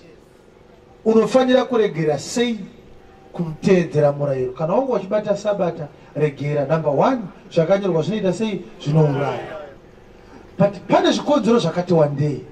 Chechipiri chacho chinowanikwa paGalatians chapter 3 verse 10. Nokuti vose vari vamabasa emurayiro, vese vanoteedzera mabasa emurayiro vari pakutukwa, vakatukwa. nokuti kwakanyorwa kuchinzi, kwakanyorwa kuchinzi kudii? vakatukwa vose vasingarambiri pazvinhu zvose zvakanyorwa mubhuku yomurayiro kuti vazviite. Saka kana uchibvisa chegumi wakaita sei zvako? Wakatukwa. Pedzesai verse 11. Zvino zvinoonekwa kuti hakuna munhu unoruramiswa nomurayiro pamberi paMwari. Ida wadaro. Nokuti wakarurama ucharurama nekutenda. Kururamiswa kunoda kutenda kudi murayiro. Oh, ori tikatibvei ipapo handei pa 5:1 dzavaGaratia. Tichiri muvaGaratia imo pane mamwe mavhauvha atofana kuvhura. Kristu wakatisunungura kuti tive vakasununguka. Naizvozvo mirai nesimba. Naizvozvo mirai nesimba. Murege kusungwa nejoko reuranda. Murege kusungwa zvene nejoko reuranda. Tarirai. Tarirai ini Pauro. Unoti kudi? Ndinoti kwamuri kuti kana muchidzingiswa, kana muchibvisa chegumi, Kristu haangakubatsiri chinhu. Kristu haakubatsirei chinhu. Ndinopupurira mumwe nomumwe unodzingiswa. Ndinopupurira wese anobvisa chegumi kuti iye une ngava rokuti aite murayiro wose. Ane chikwereti chekuti ateedzere murayiro wese. Kusanganisira wehembe uya watambobata uya. Yes. Makaparadzaniswa na Kristu. Makaparadzaniswa na Kristu. Iyemi munoda kururamiswa nomurayiro. Madonhedzwa panyasha. Mabudiswa panyasha. Kureva kuti ukangopinda mumurayiro waparadzaniswa nani? Wadonhedzwa pachi? Akazoisa chidhindo pa 2:20 dzavaGaratia. Ndopa akazoisa chidhindo. Ichocho chakasimba. Unonzwa achiti ndakarovererwa pamwe chete na Kristu pamuchinjikwa. Ndakarovererwa pamuchinjikwa pamwe chete na Kristu. Naizvozvo handisiri ini ndinorarama. Handichiri ini ndinorarama. Asi Jesu ndiye anorarama mandiri. Asi Kristu unorarama mandiri. Kurarama uku kwandinoita zvino munyama. Kurarama uku kwandinorarama nako munyama zvino. Ndinorarama nekutenda kuri mumwanakomana waMwari. Ndinorarama nekutenda kuri mumwanakomana waMwari. Akandida. Wakandida. Akazvipa nekuda kwangu. Akazvipa nekuda kwangu. I do not frustrate the grace of God. Handikonesi nyasha dzaMwari. For if righteousness comes by the law, nokuti kana kururamiswa kuchibva kumurayiro, Christ died in vain. Kristu wakafa pasina. Chokorodza verse 21. Handikonesi nyasha dzaMwari. Handikonese nyasha dzaMwari. Nokuti kana kururamiswa kuchibva kumurayiro, dai munhu airuramiswa nekubvisa chegumi, Kristu wakafa pasina. Christ died in vain. Kureva kuti wese ane chemurayiro chaari kuita, ari kuti kudii? Ari kuti kudii? Kristu akafa pasina. 3:27 dzavaRoma. 3:27 dzavaRoma. Zvino kuzvikudza kuripiko? Where is our boasting then? Kwabviswa. Kwabviswa. Nomurayiro upiko? Murayiro wabvisa kuzvikudza ndeupi? Wamabasa here. Murayiro wemabasa here wabvisa kuzvikudza? Kwete. Kwete. Asi nomurayiro wokutenda. Murayiro wokutenda ndo wabvisa kuzvikudza. Nada kuti muone nhau yekuzvikudza ingoti kuzvikudza. Saka anongoirikana angotaura nhau yekuita sei? Yekuzvikudza achipedza Romans yake 23. Achipedza Romans 3 anongotaura nhau yekuti murayiro wenyasha ndo wabvisa kuzvikudza. Kana munhu akatenda hagone kuzvikudza. Asi munhu akateedzera murayiro waMozisi anoita sei zvake? Anozvikudza. Haana kuipedzera ipapo. Akazonoidhedha pa chapter 4 yavaRoma verse 1. Ndo paakanyatsotsanangura nhau yekuzvikudza. Anoti zvino tingati baba vedu Abrahama panyama vakawanei? Zvino tichati Abrahama tateguru vedu panyama wakawaneiko? Nekuti kudii? nokuti dai Abrahama akaruramiswa namabasa ake, dai akanga abvisa chegumi Abrahama obvanzi arurama, ungadai ane chinhu chaangazvirumbidza nacho, angadai aine chaanozvikudza nacho. asi haana pamberi paMwari. Abrahama haana chaangazvikudza nacho pamberi paMwari. Nokuti rugwaro runoti kudini? Shoko riri kunzi rinoti kudii? I15:6 dzaGenesis ngatidzisiyei, but ndokwaakanga ainokora Pauro mupostori. Yes. Rinoti, rugwaro rinoti kudii? Abrahama wakatenda Mwari. Abraham believed in God. Kukanzi kwaari ndiko kururama. Ndokubva atonzi nekuti atenda akarurama. Zvino kuno unobate basa. Anenge abvisa chegumi abata basa kauri. Mubayiro haunzi ndowenyasha. Hapasisina nyasha manje ukakomborerwa wabvisa chegumi. Asi ndowengava. Watoone ngava Mwari ane chikwereti nekuti wamuadvhataka 5 kako wakuda kuti akupere 10 leg. Anenge abata basa mubayiro hausi wenyasha ndewengava. Yes. Kuno usingabati anenge asina hake chaaita, asi unotenda, anongotenda zvake. Kunaye unoruramisa. Munhu usingadi Mwari, asingadi Mwari, kutenda kwake kunonzi kwaari ndiko kururama. Kutenda ndiko kunonzi kururama. Kureva kuti munhu anenge achifanira kunzi akarurama today, munhu anenge achiita sei? Kwete anoteedzera murayiro. Zvanzwika? Ndakuda kupedza ndichibata genga raAbhurahamu. Pane genga rinotaiwa chegumi chakanga chiriko murayiro usati wavapo. Isu toteedzera Abhurahamu. Saka da kubata. Da kukuratidza kuti uri kubirwa futi nevanhu vanotaura mazwi iwayo. 14:17 dzaGenesis. Toda kutanga tanoona panosangana Merekizedeki naAbhurahamu, tozonoibata kwayakatsanangurwa. Urege kunyeperwa. Mavhesi ese andiri kukupa kuda kukukweva uve nenzara yekuziva shoko raMwari. Chiri kusaka nyika yedu inyeperwe. Havana knowledge yeshoko raMwari. Ndokusaka Hosea achiti vanhu vanoparara nekushayiwa ruzivo. Ukaona ruzivo hauite sei zvako haubirwe. Uye pane mubvunzo watisati tapindura, kana chegumi chikasabviswa chechinowana here mari, tichaupindura futi iwoyo nemavhesi. Zvinhu zvese zvinoda magwaro. Chii chakaitika pa 14:17 dzaGenesis? Ipapo mambo weSodhoma wakabuda kundosangana naye pakudzoka kwake. Abraham akanga atevera mfana wake Loti akanga abiwa na Tidal na Shalmanesa na vana Chedorlaoma. Ndogenga rakanga rapinda muSodhomu neGomora rikanopamba mhuri yeSodhomu neGomora. Bhera naBhesha vakasiyiwa vasina mhuri. Ndobva pauya shoko richiuya kuHarani kwaigara Abraham. Chikanzi Abraham ugere kuno Kenani. Mfana wako Loti atorwa nana Chedorlaoma vaenda naye. Vapinda muSodhomu vakapamba Sodhomu rese. Ndobva Abraham atakura masoja akatirira mwamba make nedzimwe vamwe vana bhururu vake ndokutevera kunonunura Loti ndokuuraya vana Chedorlaoma navana Tidal nana Shalmanesa. Saka vakomana ava vana Bhera nana Bhesha vakasangana naye achitodzoka anouraya madzimambo. Chii chakaitika? Wakabuda kundosangana naye pakudzoka kwake pakuuraya Chedorlaoma namadzimambo akanga anawo pamupata weshave. Ndiwo mupata wamambo. Merekizedeki mambo weSaremi. Merekizedeki mambo weSaremi akauya nechingwa. Waini. Akauya newaini. Iye wakanga ari muprista waMwari wokudenga denga. Akanga ari muprista waMwari wokudenga denga. Akamuropafadza akati. Ndokubva Merekizedeki amuropafadza akati kudii?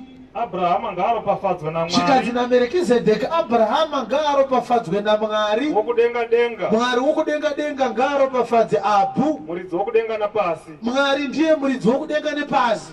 Mwari wokudenga denga ngaakudzwe. Ngaakudzwe Mwari wokudenga Abraham. Wakapa vavengi venyu mumaoko yenyu. Mwari ndiye akukundisa vana Chedorlaoma vavauraya. Hauna chawagona wakundiswa.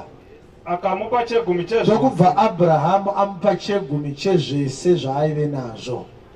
7:1 dzavaHebheru ndo yakazodudzirwa naPauro nhau yechegumi. Muri kunzi bvisai chegumi muchiteedzera Abrahamu. Akapa chegumi kuna Merekizedeki. Kana mabvisa chegumi mobva maropafadza. Muri kunyeperwa. Regai ndikuratidzei.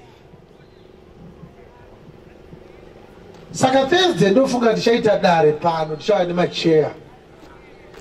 Kana paina anoti anoziva chokwadi kundidarika. Kana kuti kana paina anoti anogona kuchallenge vhangeri yandiri kuparidza. Musi wechina tichagara pano. Totendera scripture kuti ibuditse chokwadi. Ndozvatinoita tinoparidza chokwadi chatinotenda kuti chiri unchallengeable. But hatigone kudaro kana tisina kuchipa mukana wokuchallengewa. Vanhu vozvinzwira vega kuti chinochallengeka here. Kana wakasimba pakuziva magwaro ngatisangane China.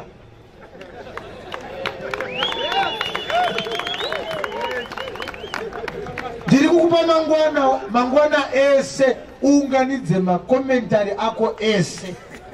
Kana uchida kuenda painternet rarapo ugoswerapo. Uchitsvaga zvekudifenda chegumi nazvo. Tozosangana musi wechina nenguva dza5. Tokuburitsa pachena kuti uri kubira vanhu. Asi kana chokwadi chazobuda wotendeukawo. Woita mwana waMwari usati wafa. Nekuti ukafa uri munhema uchibvisa chegumi shanzi neBhaibheri kana ndichitenda kuti kururamiswa kunobva mumurayiro Kristu wakafa pasina. Kureva kuti wese ari kubvisa chegumi ari kutoti Kristu akaita sei akafa pasina. Zvino wauri kuti akafa pasina ndiye achatonga nyika manje. Hebrews chapter 7 verse 1 shikaipa verse 5. Nokuti Melkizedeki mambo weSalem. Uyo mambo weSalem. Akasangana na Abrahamu. Muprista wa Mwari wokumusoro-soro. Muprista wa Mwari wokumusoro-soro. Wakasangana na Abrahamu. Pakudzoka kwake anouraya madzimambo. Pakudzoka kwake anouraya madzimambo. Maibata ari kunokora ku17 vesi iya yatabata pa14 dzaGenesis. Ndo yakunokorwa ona Pauro achitsanangura. Tinakuona kuti Pauro achitsanangura yekubviswa kwechegumi naAbhurahamu kuna Melkizedeki akazoti vanhu vamupewo here iye Pauro wacho chegumi. Tozobvunzana pakati pedu manheru ano tisati taenda kuti chegumi chamuri kutora ichi chakambotorwawo nani akanga atumwa naJesu ari muBhaibheri. Muri kuteedzerana? Hatiti guta anotora chegumi makandiwa anotora magaya anotora. Vanotora usarambe vanotora. Ipapo ngatibvumirane. Toda kuti uzondiudza kuti akambochitorawo ndiani muBhaibheri. Pastor wako ari kuteedzerana. Peter haana kuchitora, Paul haana kuchitora, John haana kuchitora, Timothy haana kuchitora, Tito haana kuchitora, Epaphras haana kuchitora, Clemens haana kuchitora, Philemon haana kuchitora, Barnabas haana kuchitora. Chakatanga nemuchindo pachipinga kuti ndiye akatanga nacho. Saka mubvunzo ndewekuti tichafanira kuvimba nani wototeerera ndiani.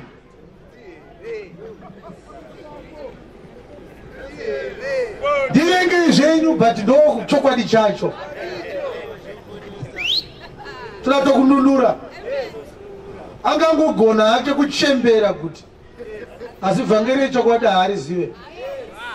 Ndoti chegumi chaari kutora ichi Pauro haana kumbochitora. Saka ungarevere kuti kutanga ite true gospel Pauro oita false. Pauro anganzi anganyepe guta akataura chokwadi. Ungadzunga here kusvika ipapo. Ingobvunza pastor vako kuti ndipewo one akachitora muNew Testament. Usatsvage 2. 1 zvake. Kana akangodzungaira one day akaitora by mistake. Ingoti paiwo 1. Chingatangwe newe iwewe nhasi uno. Ungovhurumuka so. Ngotenga ka portfolio kako, utsvaga zvipfana zvakadzungaira wakutotora. Mwara ukomborere. Kunyepa. Uri kubirwa vadikani. Isu toda kudzosera chechi kumaziva ekutanga.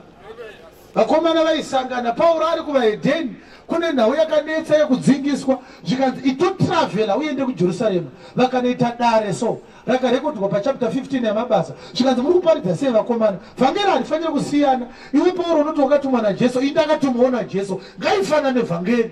zvikanzi nhau iri kunetsa ndeye kudzingiswa zvikanzi aiwa vaedheni havakadzingiswe kudzingiswa kwakapera pamuchinjikwa Pita akati ndizvozvo Pauro akati ndizvozvo zvikanzi dzokera unoparidza vhangeri ikatwasanuka so havana kupesana yakaramba yakatwasuka hakuna chizaruko chinonzi ichi ndechaningi ichi ndechaningi. There is no private interpretation of scriptures. There is one gospel, one spirit, one God, one Father, one baptism, one hope, one judge. The gospel should never vary. Ashina mosha kuti munopindira mumuti kana kuti pasi pemuhacha kana kuti mucommunity hall vhangeri haifanire kuchinja. Akanyora bhaibheri mumwe chete. Saka uchiona munhu akatongerwa nhau yetheft kwamutare akati ndauda kuchinja koti yekutongwa nayo akaenda kuchipinge akaenda kugweru akaenda kukadoma anongotongwa zvakafanana nekuti criminal code inomutonga imwe chete. Hazvina mhosva ari kuvhura mutemo ndijaji wechikadzi kana kuti wechirume haichinjwe interpretation yeconstitution yenyika haichinje. Angakwende kunga ari jaji wekumandevelo kubulawayo kana kuti muvhenda kana angobata constitution. There is one interpretation of the law. Ndo zvakaita bhaibheri harichinje. Makabata bhuku ipi hande inayo. Abraham akampawo chegumi chezvose. Abraham akampa chegumi chezvose. Iye pakutanga ari mambo wokururama. Akanga ari mambo wokururama Melkizedeki. Kana zvichishandurwa tikatranslata izwi roti Melkizedeki. Uyezve mambo weSaremu. Kuti mambo weSaremu ndokuti mambo werugare. Ndokuti mambo werugare. Haana baba Melkizedeki. Asina baba. Haana mai Melkizedeki. Asina mai. Haana date of birth Melkizedeki. Asina madzikuru. Haana madzikuru. Asina kutanga kwamazuva. Haana date of death. Kana kuguma kweupenyu. Asi wakafanana nomwanakomana waMwari unogara ari muprista nokusingaperi. Omera Jesu maoko. Saka Melkizedeki akapuwa chegumi naAbhurahamu. Haana baba kana amai. Haana birth certificate. Kureva kuti haana kuzvarwa. Hanzi haana kutanga kwemazuva, haana kuguma kwemazuva, haana madzisekuru, ndiko kuti haana dzinza. Uri kupa chegumi uyu ane date of birth here, ane madzisekuru, ane kutanga kwemazuva, ane kuguma kweupenyu. Haasi muprista waMwari wokumusoro-soro, haasi mambo wekururama. Saka anokutorera sei? Iwo wasikole kuri kodzukaira wewe.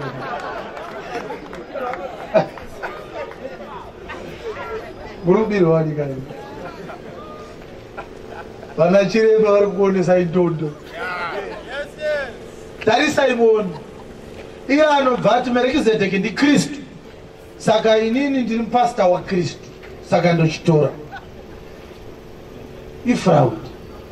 Abraham haana kupa pasita waMelkizedeki. Akatopa Melkizedeki wacho.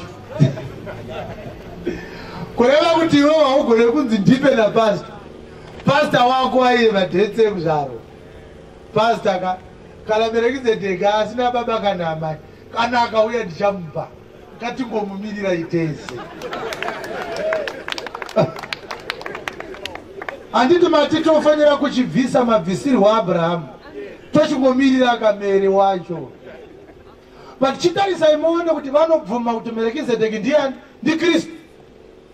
Kana vadaro vagonaka, it's a self-defeating argument.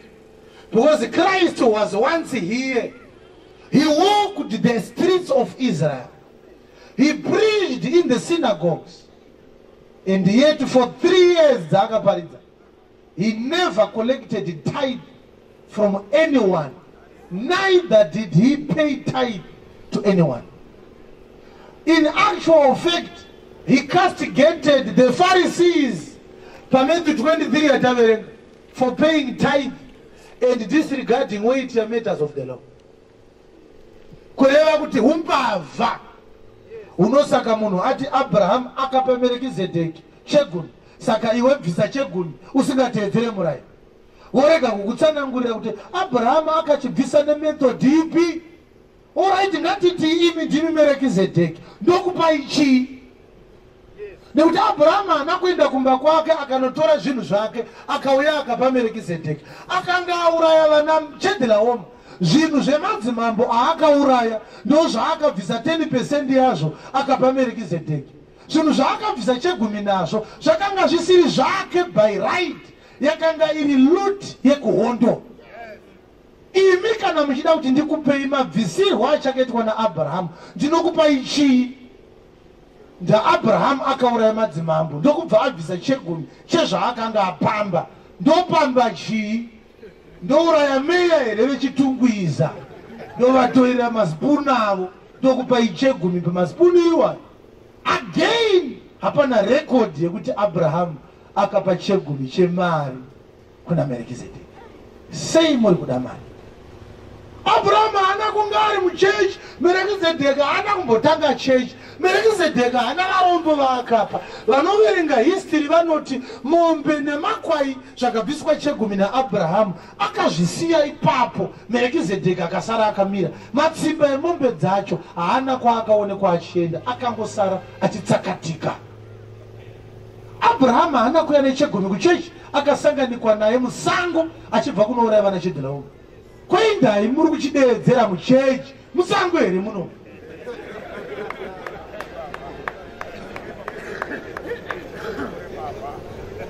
Ko zvaakachibvisa ka1 sei muri kuchida mwedzi wega wega?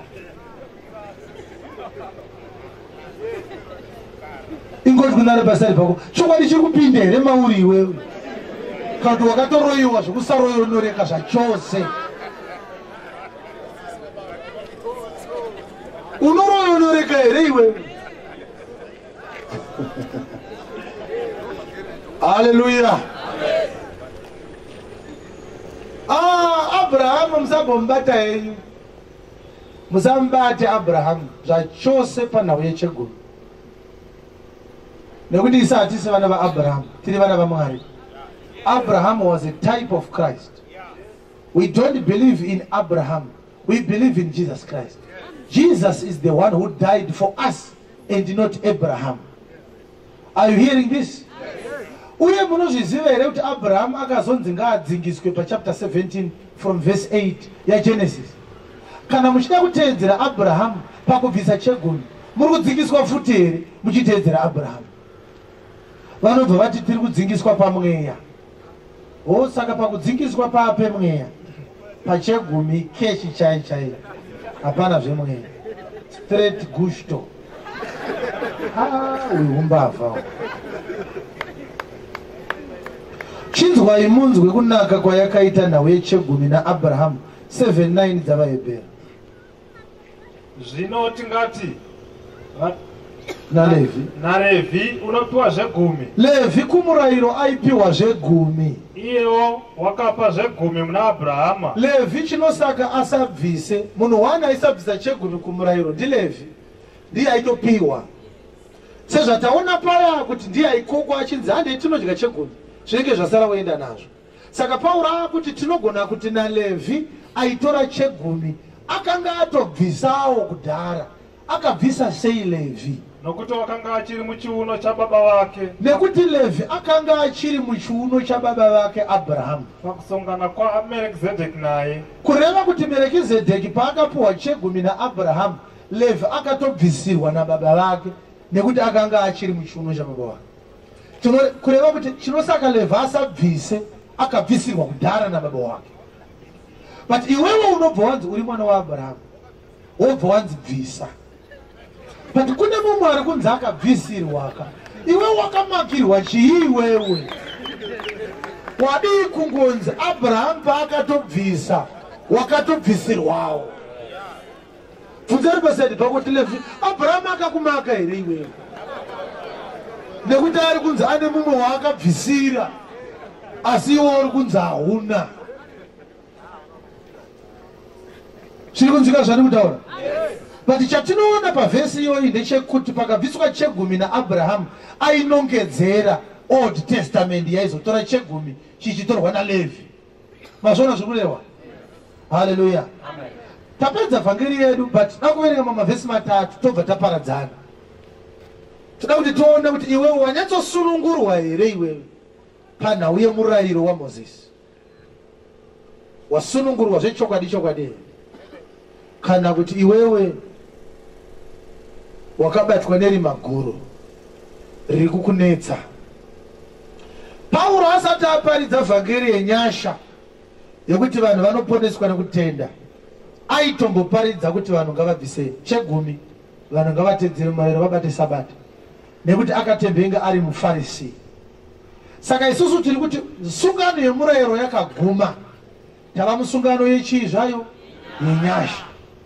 Taakuda kuona mumwe mushumiri anonzi Pauro, ndiye akanyora 70% yemabhuku ari muNew Testament.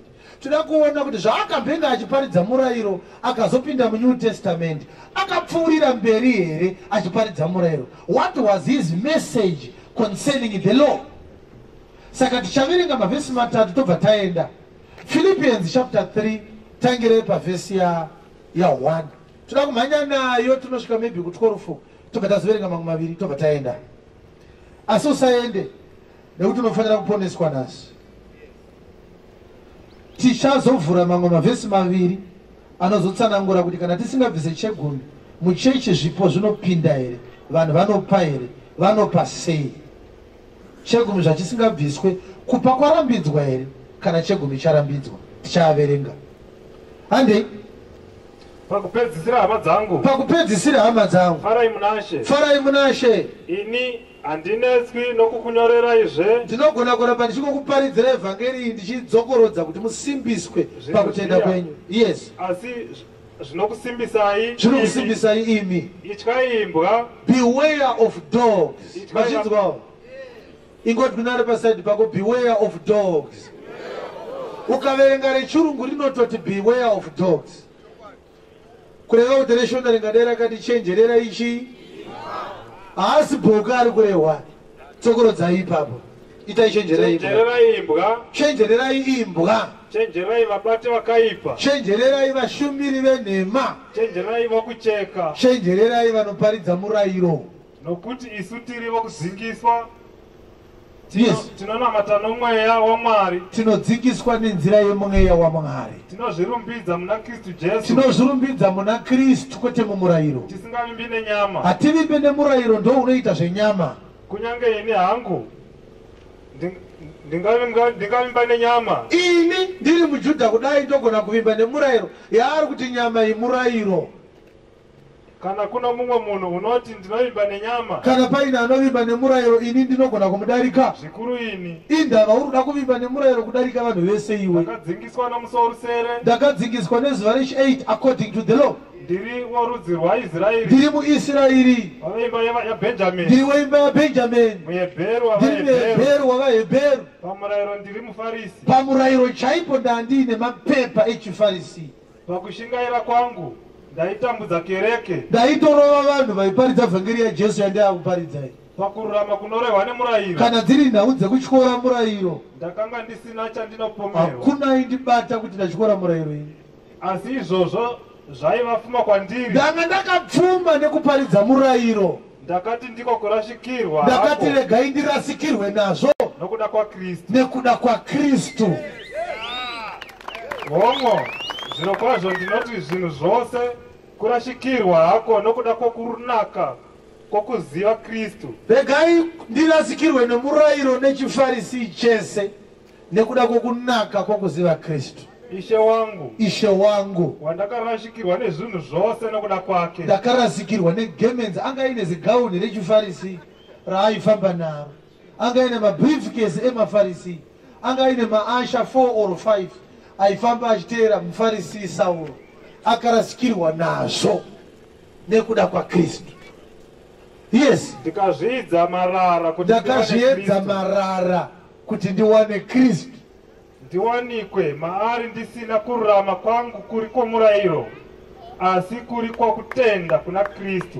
Yes. Ndiko kururama kunobva kuna Mwari. Yes. Nenzira yokutenda. Yes. Kuti ndimuzive iye nesimba rokumuka kwake nokusongana naye pamadambudziko ake, ndifanane naye pakufuma kwake, pakufa kwake. Ukatoverenga rechirungu panzi marara apa panotonzi I counted everything dung that I may gain Christ. Kureva kuti murayiro waaimboparidza akauyedza ndove pupu nekuda kwekuziva kwake Kristu. Akati manakira akaita vhangeri yaKristu murayiro ipupu. Kureva kuti wese anoti tinobata sabata ari kuti tisu vanoita zvepupu.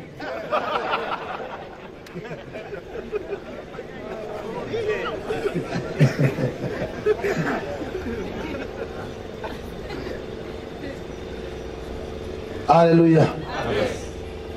All right. Atigone kubvisa chegoni. Saka tinopa sei. Ande pa Acts chapter 4 verse 32. Shavereka mavhesi maviri tobva taenda tatinokupai matatu indo yekutanga yandakupai takupai mamwe maviri ekuti zvino kana chegumi chisingabviswe vanhu vanzi havaperi kuna Mwari. Ndakune vanoita sevanofunga straight kana mati chegumi hachibviswe saka vanhu varega kupa here dzikama. Yes. Acts chapter 4 verse 32. Zvino vazhinji vose vavaitenda. Vazhinji vevaitenda. Vaiva nemwoyo mumwe. Vaiva nemwoyo one. Nomweya mumwe. Vaine mweya one. Kwakanga kusino mumwe waiti chimwe chaaiva nacho ndechake. Hakuna aiti chaainacho ndechake pakati pevaitenda. Asi zvinhu zvose vakati ndezvavose. Aive nemota aiti ndeyedu tese, aive nefoni aiti ndeyedu tese.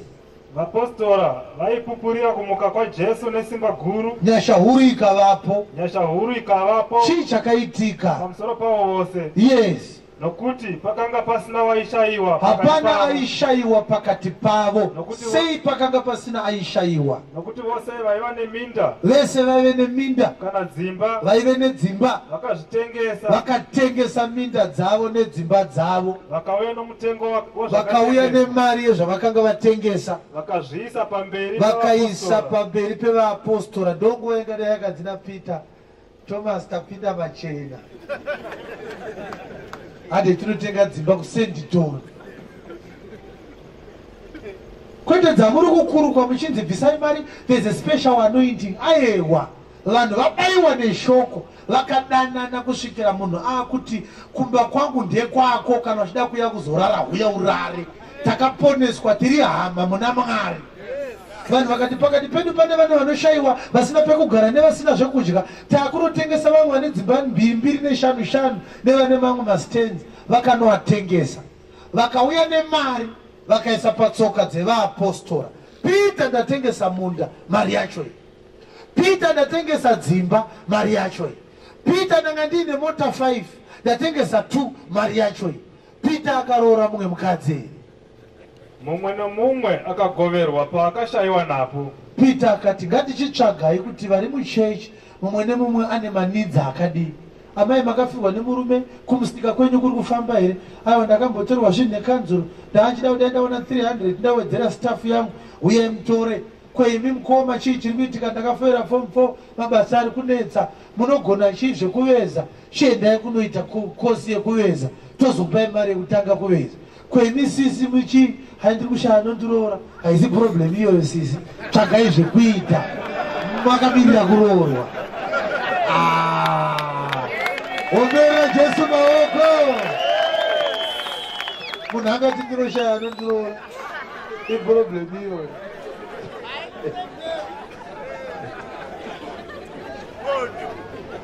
Vambonzwa pachinzi pane akauya nechegumi. Zvanzi vanhu vakatengesa dzimba. Vakatoya nemari yacho yese 100%. Vakati free will offering. Vanhu vakagoverwa muchechi imomo. Hapana kunzi mamighty warriors ashayiwa mari ngaadedzwa apuwe mari. Zvakanzi mamighty warriors ngaapuwe kuma warriors kwavo iko. Ino yaisi imba yemawarriors, imba yaMwari. Chechi inoita take care of vana vaMwari. Alright, atingagadzire doctrine verse 1 ngativerenge yechipiri. Chapter 9 verse 7 yavakorinde vechipiri. Ndianiko angandorwa achizvi. Chapter 9 verse 7. The 2 Corinthians. 2 Corinthians chapter 9 verse 7. Mumwe no mumwe ngape. Mumwe ne mumwe ngape. Sezva akafunga pamoyo wake. Sezva anofunga mumoyo make. Arege kuita nekuchema. Arege kumpa achichema. Kana nokurovererwa. Kana achirovererwa. Nokuti Mwari unoda munhu unopa nomufaro. Omberera Jesu maoko. Checha haifaniri kuti vanogara kumberi vanobvisa ma50 kwete.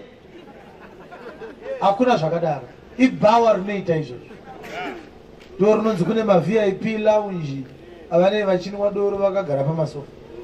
Chechi kungopinda wotogara wodzidza shoko raMwari. Mumwe nemumwe ngaaite sei? Sezvaakaita sei? Sezvaakafunga pai? Hapana percentage yesalary yako inodiwa kunzi no mfana unotambira mari $50 saka uya ne$5. Kana uchitambira 50 kana ukaunza 50 cents kana $1 chero wapa uchifara nemoyo wako ndo zvinodiwa naMwari. Uye pakati pedu panapa hapana kana 1 ari kubvisa chegumi pano. Muri kungobirwo muchingotatarikawo. Nokuti paunoti uri kubvisa chegumi uchitambira 400 mumwe mwedzi unobvisa 40 mumwe unobvisa 20. Chechi unongoiti ndo yandawana this time zvazvakandiomera. But $20 haisi 10% ye400. Pamwe unonza 5 chayo kuti handini next month ndichaimprove. Hachisi chegumi cho. Chegumi hachina kumbobvira chakaita chemari. Uye chegumi hachina kumbobvira chakabviswa mwedzi wega wega.